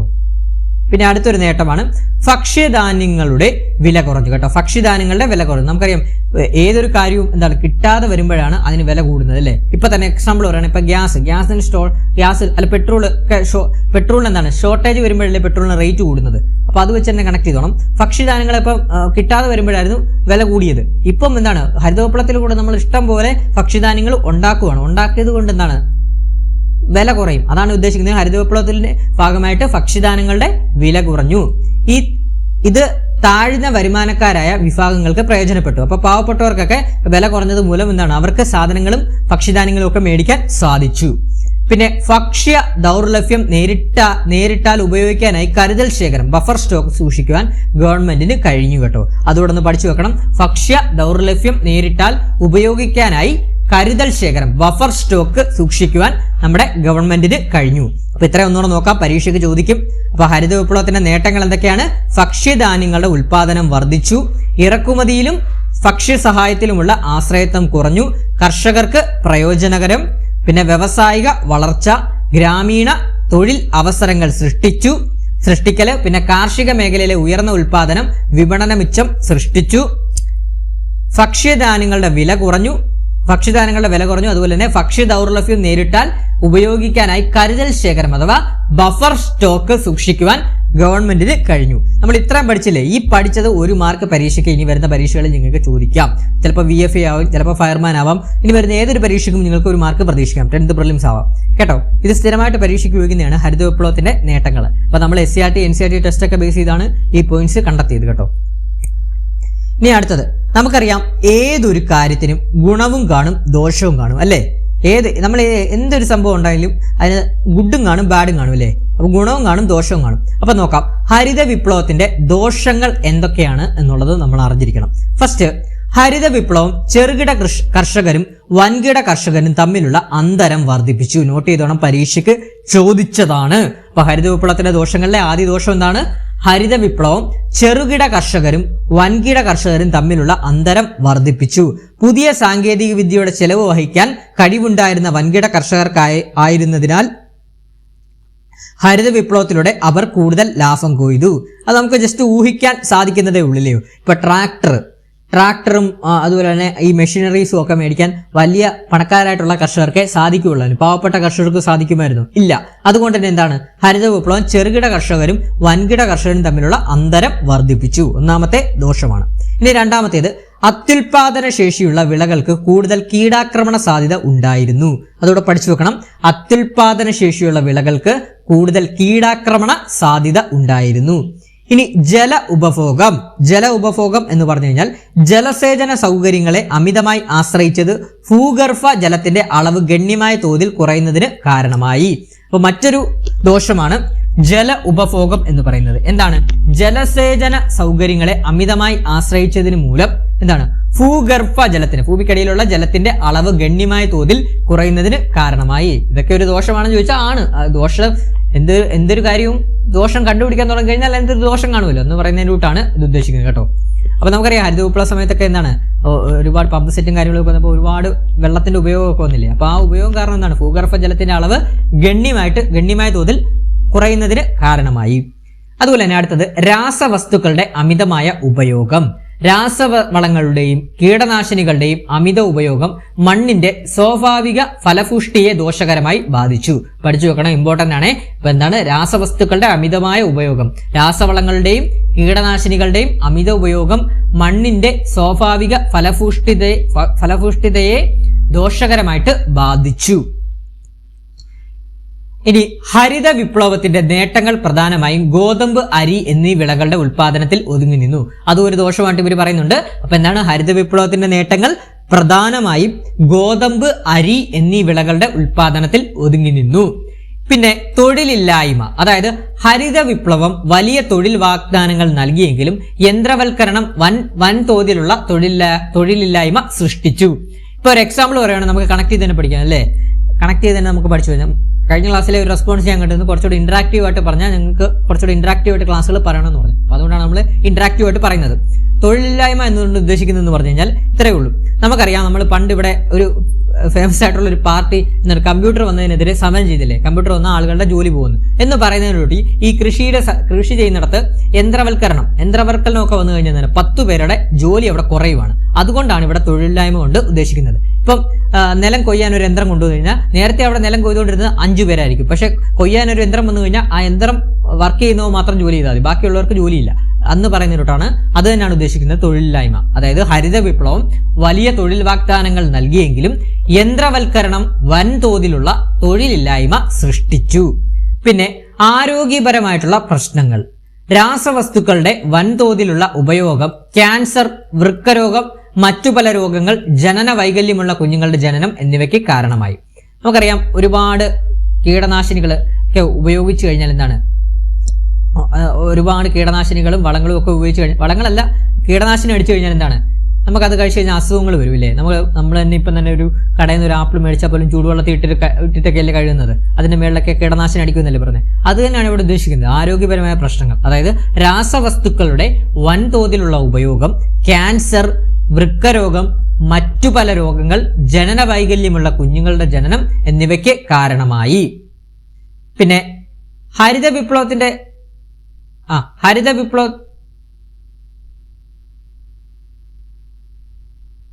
ഓക്കെ. അപ്പൊ അത്തരം കാര്യങ്ങൾ നമുക്ക് നോക്കാം. ഹരിത വിപ്ലവത്തിന്റെ ദോഷങ്ങൾ എന്തൊക്കെയാണ്? ഒന്നാമത്തെ ദോഷം എന്തായിരുന്നു? ഹരിത വിപ്ലവം ചെറുകിട കർഷകരെയും വൻകിട കർഷകരും തമ്മിലുള്ള അന്തരം വർദ്ധിപ്പിച്ചു. രണ്ടാമത്തേത്, അത്യുൽപാദന ശേഷിയുള്ള വിളകൾക്ക് കൂടുതൽ കീടാക്രമണ സാധ്യത ഉണ്ടായിരുന്നു. മൂന്നാമത്തേത്, ജല ഉപഭോഗം, ജലം അധികമായിട്ട് ഉപയോഗിച്ചതിനാൽ എന്താണ്, ഭൂഗർഭ ജലത്തിന്റെ അളവ് ഗണ്യമായ തോതിൽ കുറയുന്നതിന് കാരണമായി. പിന്നെ രാസവസ്തുക്കളുടെ അമിതമായ ഉപയോഗം. പിന്നെ ഹരിത വിപ്ലവത്തിന്റെ നേട്ടങ്ങൾ പ്രധാനമായും ഗോതമ്പ്, അരി എന്നീ വിളകളുടെ ഉൽപാദനത്തിൽ മാത്രം ഒതുങ്ങി നിന്നു. പിന്നെ തൊഴിലില്ലായ്മ, ആരോഗ്യപരമായ പ്രശ്നങ്ങൾ, അതായത് രാസവസ്തുക്കളുടെ വൻതോതിലുള്ള ഉപയോഗം ക്യാൻസർ, വൃക്കരോഗം, മറ്റു പല രോഗങ്ങൾ, ജനന വൈകല്യമുള്ള കുഞ്ഞുങ്ങളുടെ ജനനം എന്നിവയ്ക്ക് കാരണമായി. അപ്പൊ ഇത്തരം കാര്യങ്ങളാണ് നമ്മുടെ ഹരിത വിപ്ലവത്തിന്റെ ദോഷങ്ങളായിട്ട് വരുന്നത്. പഠിച്ചു വെക്കണം, 1 മാർക്ക് പ്രതീക്ഷിക്കാം. നമ്മൾ SCRT ടെസ്റ്റിൽ നിന്നൊക്കെ എടുത്ത പോയിന്റ്സ് ആണ് കേട്ടോ. ഇനി അടുത്ത പോയിന്റ് നോക്കാം. ഹരിത വിപ്ലവത്തിന്റെ ദൂഷ്യഫലങ്ങൾ പരിഹരിക്കുന്നതിനും ചെറുകിട കർഷകരെ സഹായിക്കുന്നതിനും ഗവൺമെന്റ് വിവിധ നടപടികൾ സ്വീകരിച്ചു. അപ്പൊ എന്താണ് അടുത്ത പോയിന്റ്? എന്താണ് പഠിച്ചു വെക്കണം. ഹരിത വിപ്ലവത്തിന്റെ ദൂഷ്യഫലങ്ങൾ പരിഹരിക്കുന്നതിനും ചെറുകിട കർഷകരെ സഹായിക്കുന്നതിനും ഗവൺമെന്റ് വിവിധ നടപടികൾ സ്വീകരിച്ചു. അതായത് ഗവൺമെന്റ് ചെറുകിട കർഷകർക്ക് കുറഞ്ഞ പലിശ നിരക്കിൽ വായ്പ അനുവദിക്കുകയും സബ്സിഡി നിരക്കിൽ രാസവളം നൽകുകയും ചെയ്തു കേട്ടോ. നേരത്തെ എങ്ങനെയാണ് നമുക്ക് വലിയ അതായത് പണക്കാരായിട്ടുള്ള ജന്മിമാരായിട്ടുള്ള കൃഷിക്കാർക്ക് മാത്രമേ എന്താണ് ഈ എക്യുപ്മെന്റ്സും കാര്യങ്ങളൊക്കെ മേടിക്കാൻ സാധിക്കുള്ളൂ. പാവപ്പെട്ട കൃഷിക്കാർക്ക് മേടിക്കാൻ വേണ്ടി, അതാണ് ചെറുകിട കർഷകർക്ക് ഇങ്ങനെയുള്ള എക്യുപ്മെന്റ്സും കാര്യങ്ങളൊക്കെ മേടിക്കാൻ വേണ്ടി കുറഞ്ഞ പലിശ നിരക്കിൽ വായ്പ അനുവദിക്കുകയും സബ്സിഡി നിരക്കിൽ രാസവളം നൽകുകയും ചെയ്തു. തൽഫലമായി ഹരിത വിപ്ലവത്തിന്റെ പ്രയോജനം ചെറുകിട കർഷകർക്കും സമ്പന്ന കർഷകർക്കും ലഭ്യമായി കേട്ടോ. അപ്പൊ ഈ സബ്സിഡി ഒക്കെ കൊടുത്തു കഴിഞ്ഞാൽ എന്താണ് ഹരിത വിപ്ലവത്തിന്റെ പ്രയോജനം എന്താണ് നമ്മുടെ ചെറുകിട കർഷകർക്കും ലഭിച്ചു തുടങ്ങി. ഗവൺമെന്റിന്റെ ഗവേഷണ സ്ഥാപനങ്ങൾ വിളകളിൽ കീടാക്രമണ സാധ്യത കുറയ്ക്കുന്നതിന് ചെറുകിട കർഷകർക്ക് സേവനങ്ങൾ നൽകി. ഇനി സബ്സിഡി വിവാദം എന്താണെന്ന് നോക്കാം. അപ്പൊ ഹരിത വിപ്ലവവുമായിട്ട് ബന്ധപ്പെട്ട് അറിഞ്ഞിരിക്കേണ്ടതാണ് സബ്സിഡി വിവാദം എന്താണെന്ന് നോക്കാം.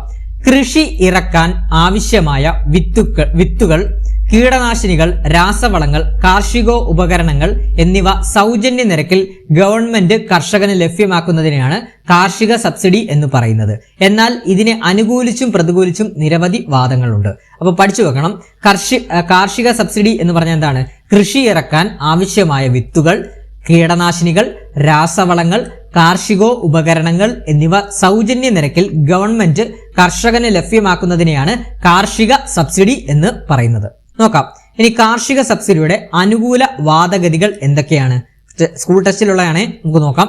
പുതിയ HYV സാങ്കേതിക വിദ്യ ഉപയോഗിക്കാൻ കർഷകരെ പ്രോത്സാഹിപ്പിക്കുന്നതിന് സബ്സിഡികൾ ആവശ്യമാണ്. പുത്തൻ സാങ്കേതിക വിദ്യ ചെലവേറിയതാണ്. അവയെ കർഷകർക്ക് നഷ്ടസാധ്യത ഉള്ളതായി കാണുന്നു.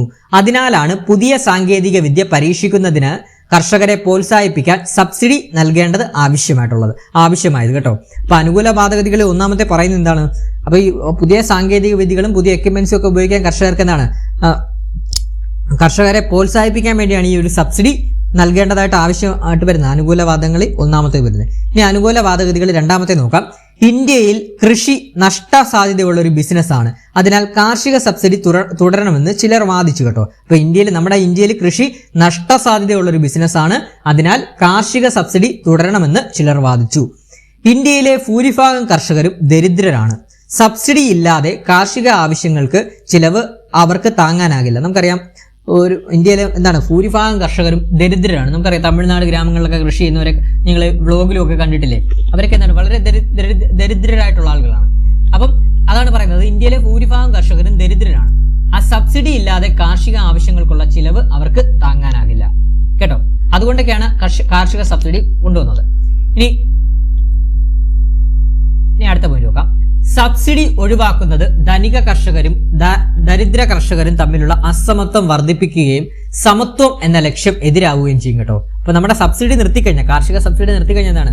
ഇവർ തമ്മിലുള്ള അന്തരം വർദ്ധിക്കും, പഴയ പോലെ ദോഷമാകും ഹരിത വിപ്ലവത്തിന്. അതുകൊണ്ട് തന്നെ സബ്സിഡി ഒഴിവാക്കുന്നത് ധനിക കർഷകരും ദരിദ്ര കർഷകരും തമ്മിലുള്ള അസമത്വം വർദ്ധിപ്പിക്കുകയും സമത്വം എന്ന ലക്ഷ്യത്തിന് എതിരാവുകയും ചെയ്യും. സബ്സിഡികൾ നൽകുന്നത് കൃഷിയുടെ വ്യാപനത്തിനും ഉൽപാദനക്ഷമത വർദ്ധിപ്പിക്കുന്നതിനും സഹായമാണ് കേട്ടോ. അപ്പൊ സബ്സിഡികൾ നൽകുന്നത് കൃഷിയുടെ വ്യാപനത്തിനും, സബ്സിഡികളൊക്കെ നൽകിക്കഴിഞ്ഞാൽ ഏതൊരു കർഷകനും കൃഷി ചെയ്യാൻ പോത്തില്ലേ? അപ്പൊ അതാണ് പറയുന്നത്, അവരെ പ്രോത്സാഹിപ്പിക്കുക, കൃഷി ചെയ്യാൻ പ്രോത്സാഹിപ്പിക്കുകയാണ് സബ്സിഡിയിലൂടെ. അപ്പൊ പഠിക്കണം. സബ്സിഡികൾ നൽകുന്നത് കൃഷിയുടെ വ്യാപനത്തിനും ഉൽപാദനക്ഷമത വർദ്ധിപ്പിക്കുന്നതിനും സഹായകമാണ്. അത് തന്നെയാണ് അടുത്ത പോയിന്റിൽ പറയുന്നത്. കൃഷിയിലേക്ക് കൂടുതൽ പേരെ ആകർഷിക്കാൻ സബ്സിഡികൾ അനിവാര്യമാണ് കേട്ടോ. പഠിച്ചു നോക്കണം. കൃഷിയിലേക്ക് കൂടുതൽ പേരെ ആകർഷിക്കാൻ സബ്സിഡികൾ അനിവാര്യമാണ്. കാർഷിക മേഖല വളർച്ചയുടെയും വെള്ളപ്പൊക്കത്തിന്റെയും മോശം കാലാവസ്ഥയുടെയും ഭീഷണികൾ നേരിടുന്നു. ഇതുമൂലം കർഷകർ നേരിടുന്ന നഷ്ടം നികത്താൻ സബ്സിഡികൾ സഹായകമാണ്. നമുക്കറിയാം നിങ്ങൾ കേട്ടിട്ടുണ്ടായിരിക്കുമല്ലോ, ഈ പ്രകൃതി ദുരന്തത്താൽ ചില വാഴത്തോപ്പുകൾ അല്ലെങ്കിൽ കൃഷി ചെയ്തിരുന്നതെല്ലാം നശിച്ചു പോയി കഴിഞ്ഞാൽ, ലോൺ എടുത്ത കയറി നശിച്ചു പോയി കഴിഞ്ഞാൽ, അപ്പൊ അങ്ങനെയൊക്കെ ചെയ്തു കഴിഞ്ഞാൽ അവര് ഗവൺമെന്റ് സഹായം കൊടുക്കത്തില്ലേ, സബ്സിഡികൾ കൊടുക്കത്തില്ലേ? അത് തന്നെയാണ് ഇവിടെ ഉദ്ദേശിക്കുന്നത്. കാർഷിക മേഖല വളർച്ചയുടെയും വെള്ളപ്പൊക്കത്തിന്റെയും മോശം കാലാവസ്ഥയുടെയും ഭീഷണികൾ നേരിടുന്നു. ഇതുമൂലം കർഷകർക്ക് നേരിടുന്ന നഷ്ടം നികത്താൻ സബ്സിഡികൾ സഹായകമാണ്. ക്ലിയർ ആണേ? അപ്പൊ ഇത്രയും നമ്മൾ കാർഷിക സബ്സിഡിയുടെ അനുകൂല വാദഗതികളെ കുറിച്ചാണ് പഠിച്ചത്. ഇനി പ്രതികൂല വാദഗതികൾ എന്തൊക്കെയാണെന്ന് നോക്കാം. സബ്സിഡിയുടെ പ്രതികൂല വാദഗതികൾ എന്തൊക്കെയാണെന്ന് നോക്കാം. കർഷകർക്ക് ആനുകൂല്യം ലഭിക്കുന്നതിന് വേണ്ടിയാണ് സബ്സിഡികൾ നൽകുന്നത്. എന്നാൽ രാസവള സബ്സിഡികൾ ഗുണം ചെയ്യുന്നത് രാസവള വ്യവസായത്തിനാണ്, കർഷകർക്കല്ല. അപ്പൊ പ്രതികൂല വാദഗതികൾ പറയുന്നത് രാസവള സബ്സിഡികൾ ഗുണം ചെയ്യുന്നത് രാസവള വ്യവസായത്തിനാണ്, കർഷകർക്കല്ല ഗുണം ചെയ്യുന്നതെന്നാണ് പ്രതികൂലമായിട്ട് വാദിക്കുന്നവർ പറയുന്നത്. പിന്നെ അടുത്തത് സബ്സിഡിയുടെ ഏറിയ പങ്കും ലഭിക്കുന്നത് സമ്പന്നരായ കർഷകർക്കാണ് കേട്ടോ. സബ്സിഡിയുടെ ഏറിയ പങ്കും ലഭിക്കുന്ന ആർക്കാണ്? സമ്പന്നരായിട്ടുള്ള കർഷകർക്കാണ്. കൂടുതൽ അഭിവൃദ്ധി പ്രാപിച്ച മേഖലയിലെ കർഷകർക്കാണ് സബ്സിഡിയുടെ ഗുണഫലങ്ങൾ ലഭ്യമാകുന്നത് കേട്ടോ. അതും ഒരു പ്രതികൂല വാദമാണ്. കൂടുതൽ അഭിവൃദ്ധി പ്രാപിച്ച മേഖലയിലെ കർഷകർക്കാണ് സബ്സിഡിയുടെ ഗുണഫലങ്ങൾ ലഭ്യമാകുന്നത്. അടുത്ത പോയിന്റ്, രാസവളത്തിനുള്ള സബ്സിഡി തുടർന്ന് നൽകേണ്ട ആവശ്യമില്ല. കാരണം സബ്സിഡി ലക്ഷ്യം വെക്കുന്ന വിഭാഗത്തിലേക്ക് അത് എത്തുന്നില്ല. അപ്പോൾ പഠിച്ചു വെക്കണം, രാസവളത്തിനുള്ള സബ്സിഡി തുടർന്ന് നൽകേണ്ട ആവശ്യമില്ല. കാരണം സബ്സിഡി ലക്ഷ്യം വെക്കുന്ന വിഭാഗത്തിലേക്ക് അത് എത്തുന്നില്ല. അതൊരു പ്രതികൂല വാദമാണ്. പിന്നെ രാസവള സബ്സിഡികൾ ഗവൺമെന്റിന് വലിയ സാമ്പത്തിക ബാധ്യത സൃഷ്ടിക്കുന്നു കേട്ടോ. രാസവള സബ്സിഡികൾ ഗവൺമെന്റിന് വലിയ സാമ്പത്തിക ബാധ്യത സൃഷ്ടിക്കുന്നു.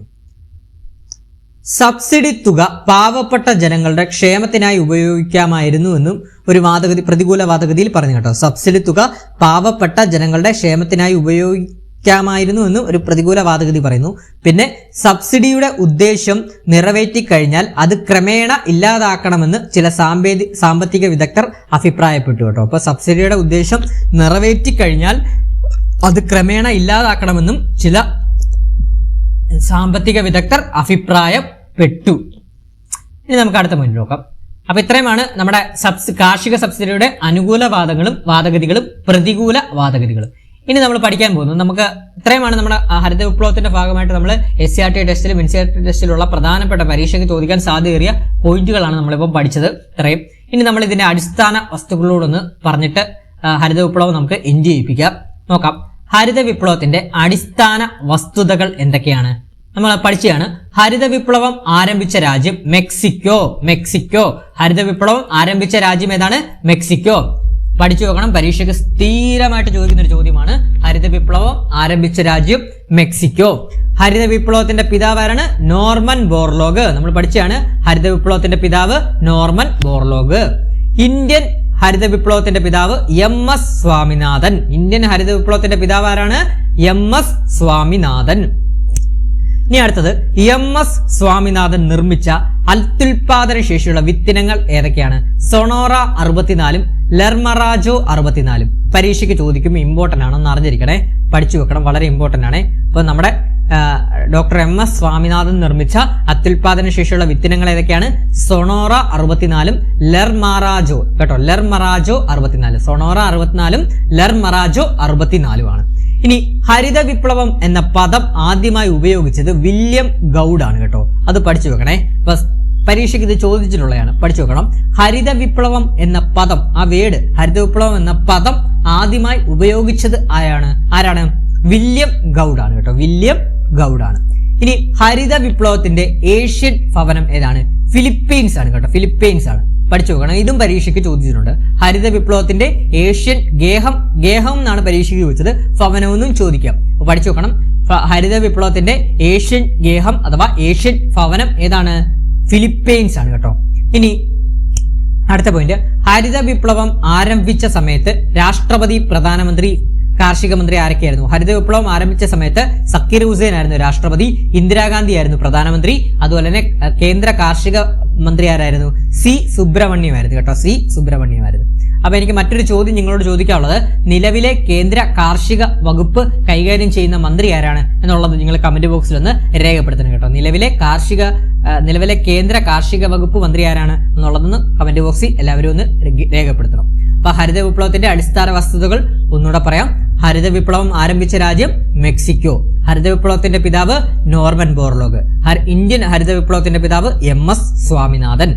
MS സ്വാമിനാഥൻ നിർമ്മിച്ച അത്യുൽപാദന ശേഷിയുള്ള വിത്തിനങ്ങൾ ഏതൊക്കെയാണ്? സൊണോറ 64 ലെർമറാജോ 64. ഇനി ഹരിത വിപ്ലവം എന്ന പദം ആദ്യമായി ഉപയോഗിച്ചത് വില്യം ഗൗഡ് ആണ് കേട്ടോ. വില്യം ഗൗഡ് ആണ്. ഇനി ഹരിത വിപ്ലവത്തിന്റെ ഏഷ്യൻ ഭവനം അഥവാ ഏഷ്യൻ ഗേഹം എന്നറിയപ്പെടുന്നത് ഫിലിപ്പൈൻസ് ആണ്. ഹരിത വിപ്ലവം ആരംഭിച്ച സമയത്തെ രാഷ്ട്രപതി സക്കീർ ഹുസൈനും പ്രധാനമന്ത്രി ഇന്ദിരാഗാന്ധിയും കാർഷിക മന്ത്രി ആരാണ്? C. സുബ്രഹ്മണ്യമാണ്. ക്ലിയർ ആണ്. അപ്പോൾ നമ്മൾ ഇന്നത്തെ ഈ ഒരു ഹരിത വിപ്ലവത്തിലൂടെ നമ്മൾ പഠിച്ചത് എന്താണ്? ഈ ഒരു ഹരിത വിപ്ലവവുമായി ബന്ധപ്പെട്ട NCERT ടെസ്റ്റിലെ എല്ലാ പോയിന്റ്സും നമ്മൾ പഠിച്ചു. ഈ ഒരു ഹരിത വിപ്ലവമായിട്ടൊരു ചോദ്യം വരുവാണെങ്കിൽ നമ്മൾ ഇന്നത്തെ ഈ ഒരു ക്ലാസ്സിൽ പഠിച്ച കാര്യങ്ങളിൽ നിന്ന് വെളിയിൽ നിന്ന് ഒരു ചോദ്യങ്ങളും വരാൻ സാധ്യതയില്ല. അപ്പം വളരെ നമ്മൾ എല്ലാ പോയിന്റും ഉൾപ്പെടുത്തിയാണ് ഹരിത വിപ്ലവത്തിന്റെ ക്ലാസ് നിങ്ങൾക്ക് മുമ്പിൽ അവതരിപ്പിച്ചത്. ക്ലിയർ ആണ്? ഇനി ഹരിത വിപ്ലവത്തെ കുറിച്ച് പറയുമ്പോൾ നമുക്ക് മറ്റൊരു വിപ്ലവം പറഞ്ഞിട്ടങ്ങ് ക്ലാസ് വൈൻഡപ്പ് ചെയ്യാം. ഒരു മിനിറ്റ്, ഓക്കെ, ഒരു മിനിറ്റ് ഒന്ന് വെയിറ്റ് ചെയ്യണേ.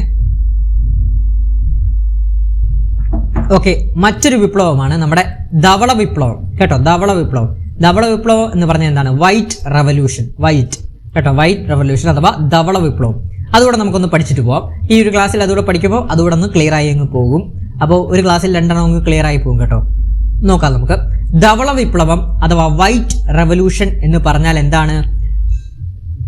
പാൽ ഉൽപാദനത്തിൽ ഇന്ത്യയെ സ്വയം പര്യാപ്തമാക്കുക എന്ന ലക്ഷ്യത്തോടെ നാഷണൽ ഡയറി ഡെവലപ്മെന്റ് ബോർഡിന്റെ നേതൃത്വത്തിൽ ആരംഭിച്ച ലോകത്തിലെ ഏറ്റവും വലിയ ക്ഷീര വികസന പരിപാടിയാണ് ധവള വിപ്ലവം അഥവാ ഓപ്പറേഷൻ ഫ്ലഡ് എന്ന് പറയുന്നത്. പഠിച്ചു വെക്കണം, ഇമ്പോർട്ടന്റ് ആണ്. എന്താണ്? പാൽ ഉൽപാദനം. ഹരിത വിപ്ലവം കൃഷി ഉൽപാദനമാണെങ്കിൽ ധവള വിപ്ലവം പാൽ ഉൽപാദനമാണ് കേട്ടോ. പാൽ ഉൽപാദനത്തിൽ ഇന്ത്യയെ സ്വയം പര്യാപ്തമാക്കുക എന്ന ലക്ഷ്യത്തോടെ നാഷണൽ ഡയറി ഡെവലപ്മെന്റ് ബോർഡിന്റെ നേതൃത്വത്തിൽ ആരംഭിച്ച ലോകത്തിലെ ഏറ്റവും വലിയ ക്ഷീര വികസന പരിപാടിയാണ് ധവള വിപ്ലവം അഥവാ ഓപ്പറേഷൻ ഫ്ലഡ് എന്നറിയപ്പെടുന്നത്. ക്ലിയർ ആണ്? ഇനി അടുത്ത പോയിന്റ്. ഇന്ത്യൻ ധവള വിപ്ലവത്തിന്റെ പിതാവാരാണ്? ഡോക്ടർ വർഗീസ് കുര്യൻ ആണ് കേട്ടോ. പഠിച്ചു വെക്കണം, ഇമ്പോർട്ടന്റ് ആണ്, സ്ഥിരമായിട്ട് പരീക്ഷകളിൽ ചോദിക്കുന്നതാണ്. ഇന്ത്യൻ ധവള വിപ്ലവം അഥവാ ഇന്ത്യൻ വൈറ്റ് റവല്യൂഷന്റെ പിതാവാരാണ്? ഡോക്ടർ വർഗീസ് കുര്യൻ. ഇന്ത്യയിലെ ധവള വിപ്ലവത്തിന്റെ പിതാവ് എന്നറിയപ്പെടുന്നത് മലയാളിയായ ഡോക്ടർ വർഗീസ് കുര്യൻ ആണ് കേട്ടോ. വർഗീസ് കുര്യൻ മലയാളിയാണ് കേട്ടോ, അതുകൊണ്ടൊന്ന് അറിഞ്ഞിരിക്കണം. അപ്പൊ ഇന്ത്യൻ ധവള വിപ്ലവത്തിന്റെ പിതാവ് ആരാണ്? ഡോക്ടർ വർഗീസ് കുര്യൻ ആണ്. ഇനി national dairy development board NDDB എന്ന് പറഞ്ഞ ആദ്യ ചെയർമാനായിരുന്നു ഡോക്ടർ വർഗീസ് കുര്യൻ കേട്ടോ. അപ്പൊ പഠിച്ചു വെക്കണം, നാഷണൽ ഡയറി ഡെവലപ്മെന്റ് ബോർഡിന്റെ ആദ്യ ചെയർമാനായിരുന്നു ഡോക്ടർ വർഗീസ് കുര്യൻ. ഇനി ഓപ്പറേഷൻ ഫ്ലഡ് അഥവാ ധവള വിപ്ലവം ആരംഭിച്ചത് 1970 ജനുവരി 13 കേട്ടോ. പഠിച്ചു നോക്കണേ, 1970 ജനുവരി 13 ഓപ്പറേഷൻ ഫ്ലഡ് അഥവാ ധവള വിപ്ലവം ആരംഭിച്ചത്. ഇനി എന്താണ് ധവള വിപ്ലവം നോക്കി പോവാ. അതായത് ഇടനിലക്കാരെ ഒഴിവാക്കി രാജ്യത്താകമാനം ഒരു മിൽക്ക് ഗ്രിഡ് സ്ഥാപിച്ച് 700-ൽ അധികം പട്ടണങ്ങളെയും നഗരങ്ങളെയും ബന്ധിപ്പിക്കുകയും ഉൽപാദകരെയും ഉപഭോക്താക്കളെയും തമ്മിലുള്ള വിടവ് നികത്തുകയും ചെയ്തു. അപ്പൊ ധവള വിപ്ലവത്തിന്റെ ഒരു നേട്ടമായിട്ട് പറയുന്നതാണ്. എന്താണ്? ഇടനിലക്കാരെ ഒഴിവാക്കി രാജ്യത്താകമാനം ഒരു മിൽക്ക് ഗ്രിഡ് സ്ഥാപിച്ച് 700-ൽ അധികം പട്ടണങ്ങളെയും നഗരങ്ങളെയും ബന്ധിപ്പിക്കുകയും ഉൽപാദകരെയും ഉപഭോക്താക്കളെയും തമ്മിലുള്ള വിടവ് നികത്തുകയും ചെയ്തു. ഇനി അടുത്ത പോയിന്റ്. സഹകരണ സംഘങ്ങൾ, ജില്ലാതല യൂണിയനുകൾ, സംസ്ഥാനതല ഫെഡറേഷനുകൾ എന്നിവ ഉൾപ്പെടുന്ന ത്രിതല സംഘടനയായി ഇന്ത്യയിലെ ക്ഷീര മേഖല സംഘടിക്കപ്പെട്ടു. എന്താണ് പരീക്ഷയ്ക്ക് ചോദിക്കുക സ്റ്റേറ്റ്മെന്റ് ആയിട്ട്? എന്താണ്? സഹകരണ സംഘങ്ങൾ, ജില്ലാതല യൂണിയനുകൾ, സംസ്ഥാനതല ഫെഡറേഷനുകൾ എന്നിവ ഉൾപ്പെടുന്ന ത്രിതല ഘടനയായി ഇന്ത്യയിലെ ക്ഷീര മേഖല സംഘടിപ്പിക്കപ്പെട്ടു.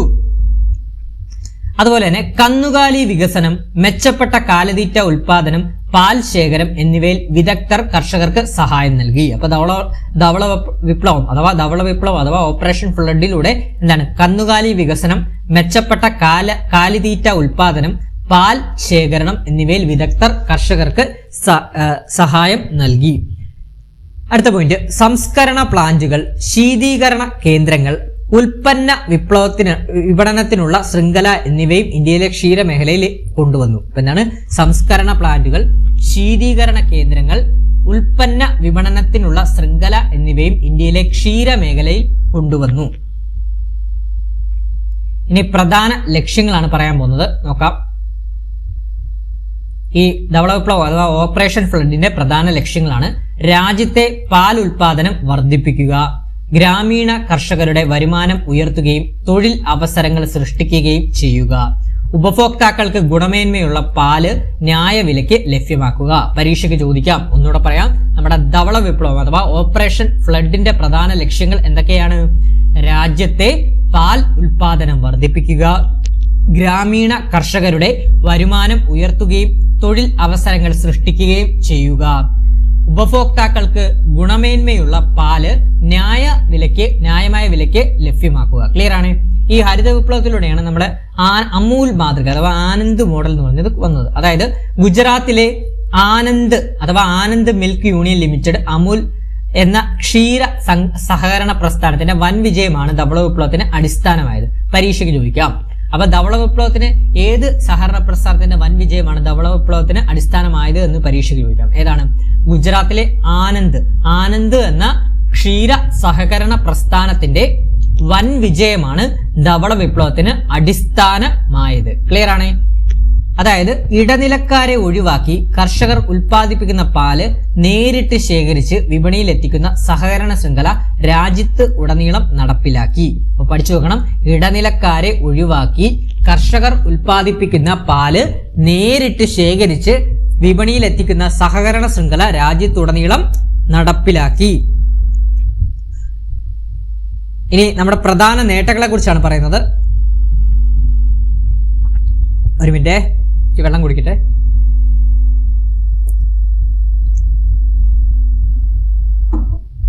ഓക്കെ, ഇനി ധവള വിപ്ലവം അഥവാ വൈറ്റ് റെവല്യൂഷന്റെ പ്രധാന നേട്ടങ്ങൾ എന്തൊക്കെയാണ്? ഒന്നാം സ്ഥാനം, അതായത് ഈ പദ്ധതിയുടെ വിജയത്തോടെ 1998 അമേരിക്കയെ പിന്തള്ളി ഇന്ത്യ ലോകത്തിൽ ഏറ്റവും കൂടുതൽ പാൽ ഉൽപ്പാദിപ്പിക്കുന്ന രാജ്യമായിട്ട് മാറി. അപ്പൊ എന്താണ് ഈ പദ്ധതിയുടെ വിജയത്തോടെ, അതായത് ഓപ്പറേഷൻ ഫ്ലഡ് അഥവാ ധവള വിപ്ലവത്തിന്റെ വിജയത്തോടെ 1998 അമേരിക്കയെ പിന്തള്ളി നമ്മുടെ ഇന്ത്യ ലോകത്തിൽ ഏറ്റവും കൂടുതൽ പാൽ ഉൽപ്പാദിപ്പിക്കുന്ന രാജ്യമായിട്ട് മാറി. ഇനി അതുപോലെ തന്നെ ദേശീയ പാൽ ദിനം എന്നാണെന്ന് ചോദിക്കാം.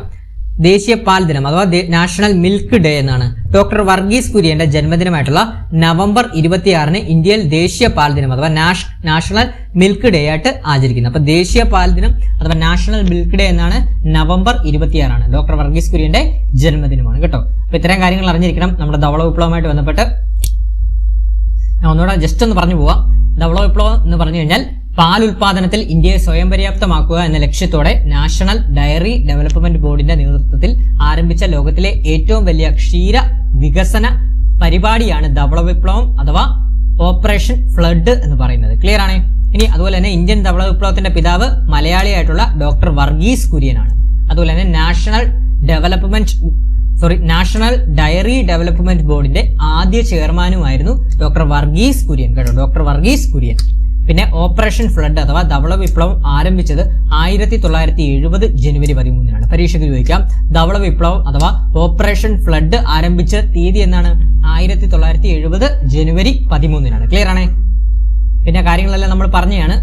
ഓക്കെ, ഇനി നമുക്ക് കുറച്ച് വിപ്ലവങ്ങളും അതെന്തുമായിട്ട് ബന്ധപ്പെട്ട വിപ്ലവങ്ങളാണെന്ന് നമുക്ക് നോക്കി പോവാം. ഫസ്റ്റ് മഞ്ഞ വിപ്ലവം അഥവാ യെല്ലോ റെവല്യൂഷൻ എന്ന് പറഞ്ഞു കഴിഞ്ഞാൽ എണ്ണക്കുരു ഉൽപാദനവുമായിട്ടാണ് ബന്ധപ്പെട്ടത്. പരീക്ഷയ്ക്ക് ചോദിക്കാം മഞ്ഞ വിപ്ലവം ഏത് മേഖലയുമായി ബന്ധപ്പെട്ട വിപ്ലവമാണ്? മഞ്ഞ വിപ്ലവം എന്ന് ചോദിച്ചു കഴിഞ്ഞാൽ എണ്ണക്കുരു ഉൽപാദനമാണ് കേട്ടോ, എണ്ണക്കുരു ഉൽപാദനം. ഇനി നീല വിപ്ലവം ബ്ലൂ റെവല്യൂഷൻ എന്ന് പറഞ്ഞു കഴിഞ്ഞാൽ മത്സ്യ ഉൽപാദനമാണ് കേട്ടോ. നമുക്കറിയാം നമുക്ക് മത്സ്യം എന്ന് പറയുമ്പോൾ നീലയുമായിട്ടൊക്കെ കണക്ട് ചെയ്തോണേ. ഇതാണ് നമുക്ക് കടലിലെ നിറം നീല പോലത്തെ നിറമില്ലേ, അപ്പൊ അത് വെച്ച് കണക്ട് ചെയ്തോണം. നീല വിപ്ലവം എന്ന് പറഞ്ഞാൽ എന്താണ്? മത്സ്യ ഉൽപാദനവുമായിട്ട് ബന്ധപ്പെട്ടതാണ്. ഇനി സ്വർണ്ണ വിപ്ലവം എന്ന് പറഞ്ഞാൽ അഥവാ ഗോൾഡൻ റെവല്യൂഷൻ എന്ന് പറഞ്ഞാൽ പഴങ്ങൾ തേൻ ഉൽപാദനമാണ് കേട്ടോ. അപ്പൊ സ്വർണ്ണ വിപ്ലവം എന്തുമായിട്ട് ബന്ധപ്പെട്ടിരിക്കുന്നു? പഴങ്ങൾ തേൻ ഉൽപാദനവുമായിട്ട് ബന്ധപ്പെട്ട് ഇരിക്കുന്നു. ഇനി കറുത്ത വിപ്ലവം ബ്ലാക്ക് റെവല്യൂഷൻ, കറുത്ത വിപ്ലവം അഥവാ ബ്ലാക്ക് റെവല്യൂഷൻ എന്ന് പറഞ്ഞു കഴിഞ്ഞാൽ പെട്രോളിയം ഉൽപ്പന്നങ്ങളുമായിട്ടാണ് ബന്ധപ്പെട്ടിരിക്കുന്നത്. ബ്ലാക്ക് റെവല്യൂഷൻ എന്താണ് അഥവാ കറുത്ത വിപ്ലവം എന്ന് പറഞ്ഞു കഴിഞ്ഞാൽ എന്താണ്? പെട്രോളിയം ഉൽപ്പന്നങ്ങളാണ്, പെട്രോളിയം ഉൽപ്പന്നങ്ങളുമായിട്ട് ബന്ധപ്പെട്ട് ഇരിക്കുന്നു. ഇനി സിൽവർ റെവല്യൂഷൻ മുട്ട ഉൽപാദനവുമായിട്ട് ബന്ധപ്പെട്ടിരിക്കുന്നു. സിൽവർ റെവല്യൂഷൻ മുട്ട ഉൽപാദനവുമായിട്ടും ബന്ധപ്പെട്ടിരിക്കുന്നു. ഇനി ഗ്രേ റെവല്യൂഷൻ രാസവളങ്ങളുമായിട്ട് ബന്ധപ്പെട്ടിരിക്കുന്നു കേട്ടോ. ഗ്രേ റെവല്യൂഷൻ രാസവളങ്ങളുമായിട്ട് ബന്ധപ്പെട്ട് ഇരിക്കുന്നു. ഇനി ബ്രൗൺ റെവല്യൂഷൻ എന്ന് പറഞ്ഞാൽ തുകൽ കൊക്കോ പാരമ്പര്യേതര ഉൽപ്പന്നങ്ങൾ. ബ്രൗൺ റെവല്യൂഷൻ ആണ് തുകൽ കൊക്കോ പാരമ്പര്യേതര ഉൽപ്പന്നങ്ങളുമായിട്ട് ബന്ധപ്പെട്ടിരിക്കുന്നത്. അപ്പൊ ഒന്നുകൂടെ ഞാൻ പറയാം. മഞ്ഞ വിപ്ലവം എന്ന് പറഞ്ഞാൽ എണ്ണക്കുരു ഉൽപാദനവും, നീല വിപ്ലവം എന്ന് പറഞ്ഞു കഴിഞ്ഞാൽ മത്സ്യ ഉൽപാദനവും, സ്വർണ്ണ വിപ്ലവം എന്ന് പറഞ്ഞാൽ എന്താണ്? പഴങ്ങൾ, തേൻ ഉൽപാദനം. കറുത്ത വിപ്ലവം പെട്രോളിയം ഉൽപ്പന്നങ്ങളുമായിട്ട് ബന്ധപ്പെട്ടിരിക്കുന്നു. സിൽവർ റവല്യൂഷൻ അഥവാ സിൽവർ വിപ്ലവം മുട്ട ഉൽപാദനവുമായിട്ട് ബന്ധപ്പെട്ടിരിക്കുന്നു. ഗ്രേ റവല്യൂഷൻ, ഗ്രേ വിപ്ലവം രാസവളങ്ങളുമായിട്ട് ബന്ധപ്പെട്ടിരിക്കുന്നു. ബ്രൗൺ റവല്യൂഷൻ തുകൽ, കൊക്കോ, പാരമ്പര്യേതര ഉൽപ്പന്നങ്ങളുമായിട്ട് ബന്ധപ്പെട്ടിരിക്കുന്നു. പിന്നെ നമ്മൾ പഠിച്ച ഹരിത വിപ്ലവം കൃഷി മേഖലയുമായിട്ട് ബന്ധപ്പെട്ടിരിക്കുന്നു, ഹരിത വിപ്ലവം. പിന്നെ ധവള വിപ്ലവം അഥവാ വൈറ്റ് റവല്യൂഷൻ പാൽ മേഖലയുമായിട്ട്, ക്ഷീരവികസന മേഖലയുമായിട്ട് ബന്ധപ്പെട്ടിരിക്കുന്നതാണ് ധവള വിപ്ലവം. ക്ലിയർ ആണ്? ഇത്രയും നമ്മൾ പറഞ്ഞ ഇത്രയും നിങ്ങൾക്ക് ഓക്കെ അല്ലേ? അപ്പൊ നമ്മൾ ഇന്നത്തെ ക്ലാസ്സിൽ എന്തൊക്കെയാണ് പഠിച്ചത്? അപ്പൊ നമുക്ക് ക്ലാസ് വൈൻഡപ്പ് ചെയ്യാം. ഇന്നത്തെ ക്ലാസ്സിൽ എന്തൊക്കെയാണ് പഠിച്ചത്? ഹരിത വിപ്ലവം, ധവള വിപ്ലവം, പിന്നെ മറ്റു വിപ്ലവങ്ങളെ കുറിച്ചാണ് പഠിച്ചത്. ഇതിൽ മെയിനായിട്ട് നമ്മൾ അറിഞ്ഞിരിക്കേണ്ടത് ഹരിത വിപ്ലവമാണ്. ഹരിത വിപ്ലവത്തിൽ നിന്നാണ് സ്ഥിരമായിട്ട് നിങ്ങൾ ഈ ഒരു 20 ക്വസ്റ്റ്യൻ പേപ്പർ എടുത്തു കഴിഞ്ഞാൽ ആ 20 ക്വസ്റ്റ്യൻ പേപ്പറിൽ 1 മാർക്ക് ഹരിത വിപ്ലവം പാർട്ടിൽ നിന്ന് ചോദിക്കുന്നതായിരിക്കും. ഈ ഹരിത വിപ്ലവത്തിന്റെ നോട്ടുകളൊക്കെ നമ്മൾ തയ്യാറാക്കിയത് നമ്മൾ സ്കൂൾ ടെസ്റ്റും ഒക്കെ ഒന്ന് റെഫർ ചെയ്തിട്ടൊക്കെയാണ് നോട്ടുകൾ തയ്യാറാക്കിയത്. അപ്പോൾ ഈ നോട്ട് നിങ്ങൾക്ക് വളരെയധികം യൂസ്ഫുൾ ആവുമെന്ന് പ്രതീക്ഷിക്കുന്നു. അപ്പോൾ നമ്മുടെ ക്ലാസ്സുകളെ പറ്റിയുള്ള അഭിപ്രായങ്ങളൊക്കെ നിങ്ങളൊന്ന് കമന്റ് ബോക്സിൽ ഒന്ന് രേഖപ്പെടുത്താൻ മാക്സിമം എല്ലാവരും ഒന്ന് ശ്രമിക്കണേ. അപ്പോൾ നിങ്ങൾ അഭിപ്രായങ്ങൾ രേഖപ്പെടുത്തിയാൽ നമുക്ക് അതിനനുസരിച്ച് ഇമ്പ്രൂവ് ചെയ്യാൻ സാധിക്കും കേട്ടോ. അപ്പോൾ നമ്മുടെ ഇതിനു മുമ്പേ എടുത്ത നമ്മുടെ എക്കണോമിക്സ് ക്ലാസ്സുകൾ, പഞ്ചവത്സര പദ്ധതികളായിക്കോട്ടെ, പിന്നെ പഞ്ചവത്സര പദ്ധതികളായിക്കോട്ടെ, റിസർവ് ബാങ്കുമായിട്ട് ബന്ധപ്പെട്ട ക്ലാസ്സുകളായിക്കോട്ടെ, പിന്നെ പുത്തൻ സാമ്പത്തിക നയത്തിന്റെ ക്ലാസ്സുകളായിക്കോട്ടെ, ഈ ക്ലാസ്സുകളെ പറ്റിയൊക്കെയുള്ള അഭിപ്രായങ്ങൾ നിങ്ങൾ ഈ ഒരു വീഡിയോയുടെ താഴെയും അറിയിക്കണം. അതോടൊപ്പം തന്നെ ഈ ഒരു ടോപ്പിക്കിന്റെ ക്ലാസ്സിന്റെ വീഡിയോയും അഭിപ്രായവും നിങ്ങൾ ഈ ഒരു വീഡിയോയുടെ താഴെ കമന്റ് ആയിട്ട് രേഖപ്പെടുത്തണം. ക്ലാസ് ഇഷ്ടപ്പെട്ടാൽ ലൈക്ക് ചെയ്യാനും മറക്കരുതേ. അപ്പൊ ഈ നോട്ട് നിങ്ങൾക്ക് ഉപകാരപ്പെടുന്നുണ്ടോ ഒന്ന് കമന്റ് ബോക്സിൽ രേഖപ്പെടുത്തണം കേട്ടോ. പിന്നെ നമ്മൾ നോട്ട് ടൈപ്പ് ചെയ്യുമ്പോൾ ചില വേർഡുകൾ, ചില മിസ്റ്റേക്കുകളൊക്കെ വരാൻ സാധ്യതയുണ്ട് കേട്ടോ. അപ്പൊ അതൊക്കെ നിങ്ങളൊന്ന് മനസ്സിലാക്കണം. അത് വലിയ മിസ്റ്റേക്ക് അല്ല, നമ്മൾ ടൈപ്പ് ചെയ്തിട്ട് ചിലപ്പോൾ എൻ്റർ ചെയ്ത് PDF ആക്കുമ്പോൾ ചില വേർഡുകൾ മാറി പോകും. ഞാനിപ്പോൾ എക്സാമ്പിൾ പറയുകയാണെങ്കിൽ അത് നിങ്ങളൊന്ന് ക്ഷമിക്കണം കേട്ടോ. നമുക്ക് നമ്മൾ ടൈപ്പ് ചെയ്യുന്നതിന്റെ ഒരു ബുദ്ധിമുട്ടാണ് വരുന്നത്. ഞാൻ കാണിക്കാൻ നോക്കൂ, മനസ്സിലായി. ചില വേർഡുകൾ ഇതിനകത്തില്ല, കുഴപ്പമില്ല. MS സ്വാമിനാഥൻ ഞാൻ അടിച്ചു. MS സ്വാമിനാഥൻ എന്നാണ് അടിച്ചത്. M കഴിഞ്ഞ് S സ്വാമിനാഥൻ കണ്ടോ. ഇങ്ങനെ അടിച്ചപ്പോൾ നമ്മൾ ടൈപ്പ് ചെയ്തിട്ട് നമ്മൾ PDF ആക്കുമ്പോൾ വരുന്ന വ്യത്യാസങ്ങളാണ് ഈ വരുന്നത്. ഇതൊക്കെ ഒന്ന് നിങ്ങളൊന്ന് ക്ഷമിക്കേണ്ടതായിട്ട് വരുന്നു. അപ്പോൾ ഇത് നിങ്ങൾ ഓൾറെഡി ക്ലാസ്സിൽ നമ്മൾ പറയുന്നുണ്ടല്ലോ, അപ്പോൾ അതൊക്കെ ഒന്ന് നിങ്ങളൊന്ന് ക്ഷമിക്കുക. പിന്നെ നമ്മുടെ നോട്ടുകളെ കുറിച്ചുള്ള അഭിപ്രായങ്ങൾ കമന്റ് ബോക്സിൽ രേഖപ്പെടുത്താനും മറക്കരുതേ. അതുപോലെ തന്നെ നമ്മുടെ ക്ലാസ്സുകളെ പറ്റിയുള്ള അഭിപ്രായങ്ങളും രേഖപ്പെടുത്തണം. നമ്മുടെ ലേൺസിയോ പ്ലാറ്റ്ഫോമിനെ കുറിച്ചുള്ള അഭിപ്രായങ്ങളും എല്ലാവരും ഒന്ന് രേഖപ്പെടുത്താൻ മറക്കരുതേ. പിന്നെ നിങ്ങൾക്കിനി അടുത്ത ക്ലാസ്സുകൾ ഏതൊക്കെയാണ് വേണ്ടതെന്നുള്ളതൊന്നും കമന്റ് ബോക്സിൽ രേഖപ്പെടുത്തണം. എക്കണോമിക്സ് മേഖലയിലെ ഇനിയിപ്പോൾ നമ്മൾ കഴിഞ്ഞ ക്ലാസ്സുകളിലെല്ലാം PYQ റിവിഷൻ ക്ലാസ് ആയിട്ട് വേണോ, അല്ലെങ്കിൽ മോഡൽ ക്വസ്റ്റ്യൻസ് ഉള്ള ക്ലാസ് ആയിട്ട് വേണോ, അടുത്തത് നീതി ആയോഗിന്റെ ക്ലാസ് വേണോ? ഇപ്പൊ ഞാൻ പ്ലാൻ ചെയ്തേക്കുന്നത് അടുത്ത എക്കണോമിക്സ് പാർട്ടിലെ നീതി ആയോഗിന്റെ പ്ലാനിംഗ് കമ്മീഷന്റെ ഒരു ക്ലാസ് ആണ് ഞാൻ പ്ലാൻ ചെയ്തേക്കുന്നത്. അപ്പോൾ അത് എത്രയും പെട്ടെന്ന് തന്നെ നിങ്ങൾക്ക് മുമ്പിലേക്ക് എത്തിക്കും. അതിനുശേഷം നമുക്ക് PYQ റിവിഷൻ ക്ലാസ്സുകൾ സ്റ്റാർട്ട് ചെയ്യാം എക്കണോമിക്സ് മേഖലയിൽ കേട്ടോ. അപ്പൊ നിങ്ങൾക്ക് എങ്ങനെയാണ് ക്ലാസ്സുകൾ വേണ്ടതെന്നുള്ളതോടെ നിങ്ങളുടെ അഭിപ്രായമാണ് ഏറ്റവും വലുത്. അപ്പൊ നിങ്ങളുടെ അഭിപ്രായം കമന്റ് ബോക്സിൽ രേഖപ്പെടുത്തുക. അപ്പൊ നമ്മുടെ ക്ലാസ്സുകളെ കുറിച്ചുള്ള വിലയിരുത്തലുകൾ നിങ്ങൾ രേഖപ്പെടുത്തുന്നത് എന്തുകൊണ്ടും ബെറ്റർ ആയിരിക്കും. അപ്പൊ നിങ്ങളുടെ അഭിപ്രായങ്ങൾ പറഞ്ഞെങ്കിൽ മാത്രമേ നമുക്ക് അതിനനുസരിച്ച് ഇംപ്രൂവ് ചെയ്യാൻ സാധിക്കുകയുള്ളൂ കേട്ടോ. അപ്പൊ നിങ്ങളുടെ അഭിപ്രായങ്ങൾ പറഞ്ഞെങ്കിൽ മാത്രമേ ഇംപ്രൂവ് ചെയ്യാൻ സാധിക്കുകയുള്ളൂ. അപ്പൊ അതിനനുസരിച്ച് നിങ്ങൾ നമ്മുടെ ക്ലാസ്സുകളെ പറ്റിയുള്ള അഭിപ്രായങ്ങളും എന്തെങ്കിലും പോരായ്മകൾ എന്തെങ്കിലും ഉണ്ടെങ്കിൽ അതൊന്ന് ആ ഇഷ്യൂസോ കാര്യങ്ങളോ എന്തെങ്കിലും ഉണ്ടെങ്കിൽ ആ ഇഷ്യൂസോടെ അറിയിക്കാൻ ശ്രമിക്കണം കേട്ടോ. അപ്പൊ ഇതിന്റെ നോട്ട് എത്രയും പെട്ടെന്ന് തന്നെ നിങ്ങൾക്ക് ആക്സസ് ചെയ്യാൻ തരുന്നതായിരിക്കും കേട്ടോ. എത്രയും പെട്ടെന്ന് തന്നെ നോട്ട് ആക്സസ് ചെയ്യാൻ തരുന്നതായിരിക്കും. അതോടൊപ്പം തന്നെ നോട്ടിനെ കുറിച്ചുള്ള അഭിപ്രായങ്ങളൊക്കെ നമുക്ക് പറയണേ. ഇപ്പൊ നമുക്കിനി എക്കണോമിക്സ് പാർട്ടിലെ 1-2 ക്ലാസ്സുകൾ കഴിയുമ്പോൾ ടോപ്പിക് വൈസിൽ എക്കണോമിക്സ് ക്ലാസ് കഴിയും. പിന്നെ അതിനുശേഷം നമുക്ക് PYQ റിവിഷൻ ക്ലാസ്സിലേക്ക് സ്റ്റാർട്ട് ചെയ്യാം. ഓക്കെ, അപ്പൊ നമ്മുടെ ക്ലാസ്സുകളെ പറ്റിയുള്ള അഭിപ്രായങ്ങൾ എല്ലാവരും ഒന്ന് കമന്റ് ബോക്സിൽ രേഖപ്പെടുത്തണം. ക്ലാസ് ഇഷ്ടപ്പെട്ടാൽ ലൈക്ക് ചെയ്യണം. ക്ലാസ് അവസാനം വരെ കണ്ട എല്ലാ കൂട്ടുകാർക്കും താങ്ക് യു ഓൾ. അപ്പോൾ താങ്ക് യു ഓൾ. അപ്പം ഈ ഒരു ക്ലാസ് മാക്സിമം ഇന്ററാക്റ്റീവ് ആക്കാൻ സാധിച്ചെന്ന് പ്രതീക്ഷിക്കുന്നു. അപ്പോൾ ഇനി വരുന്ന ക്ലാസ്സിൽ കുറച്ചുകൂടെ ഇന്ററാക്റ്റീവ് ആയിട്ട് പറയാം. അപ്പോൾ നമുക്ക് വൈൻഡപ്പ് ചെയ്യാം. Thank you all.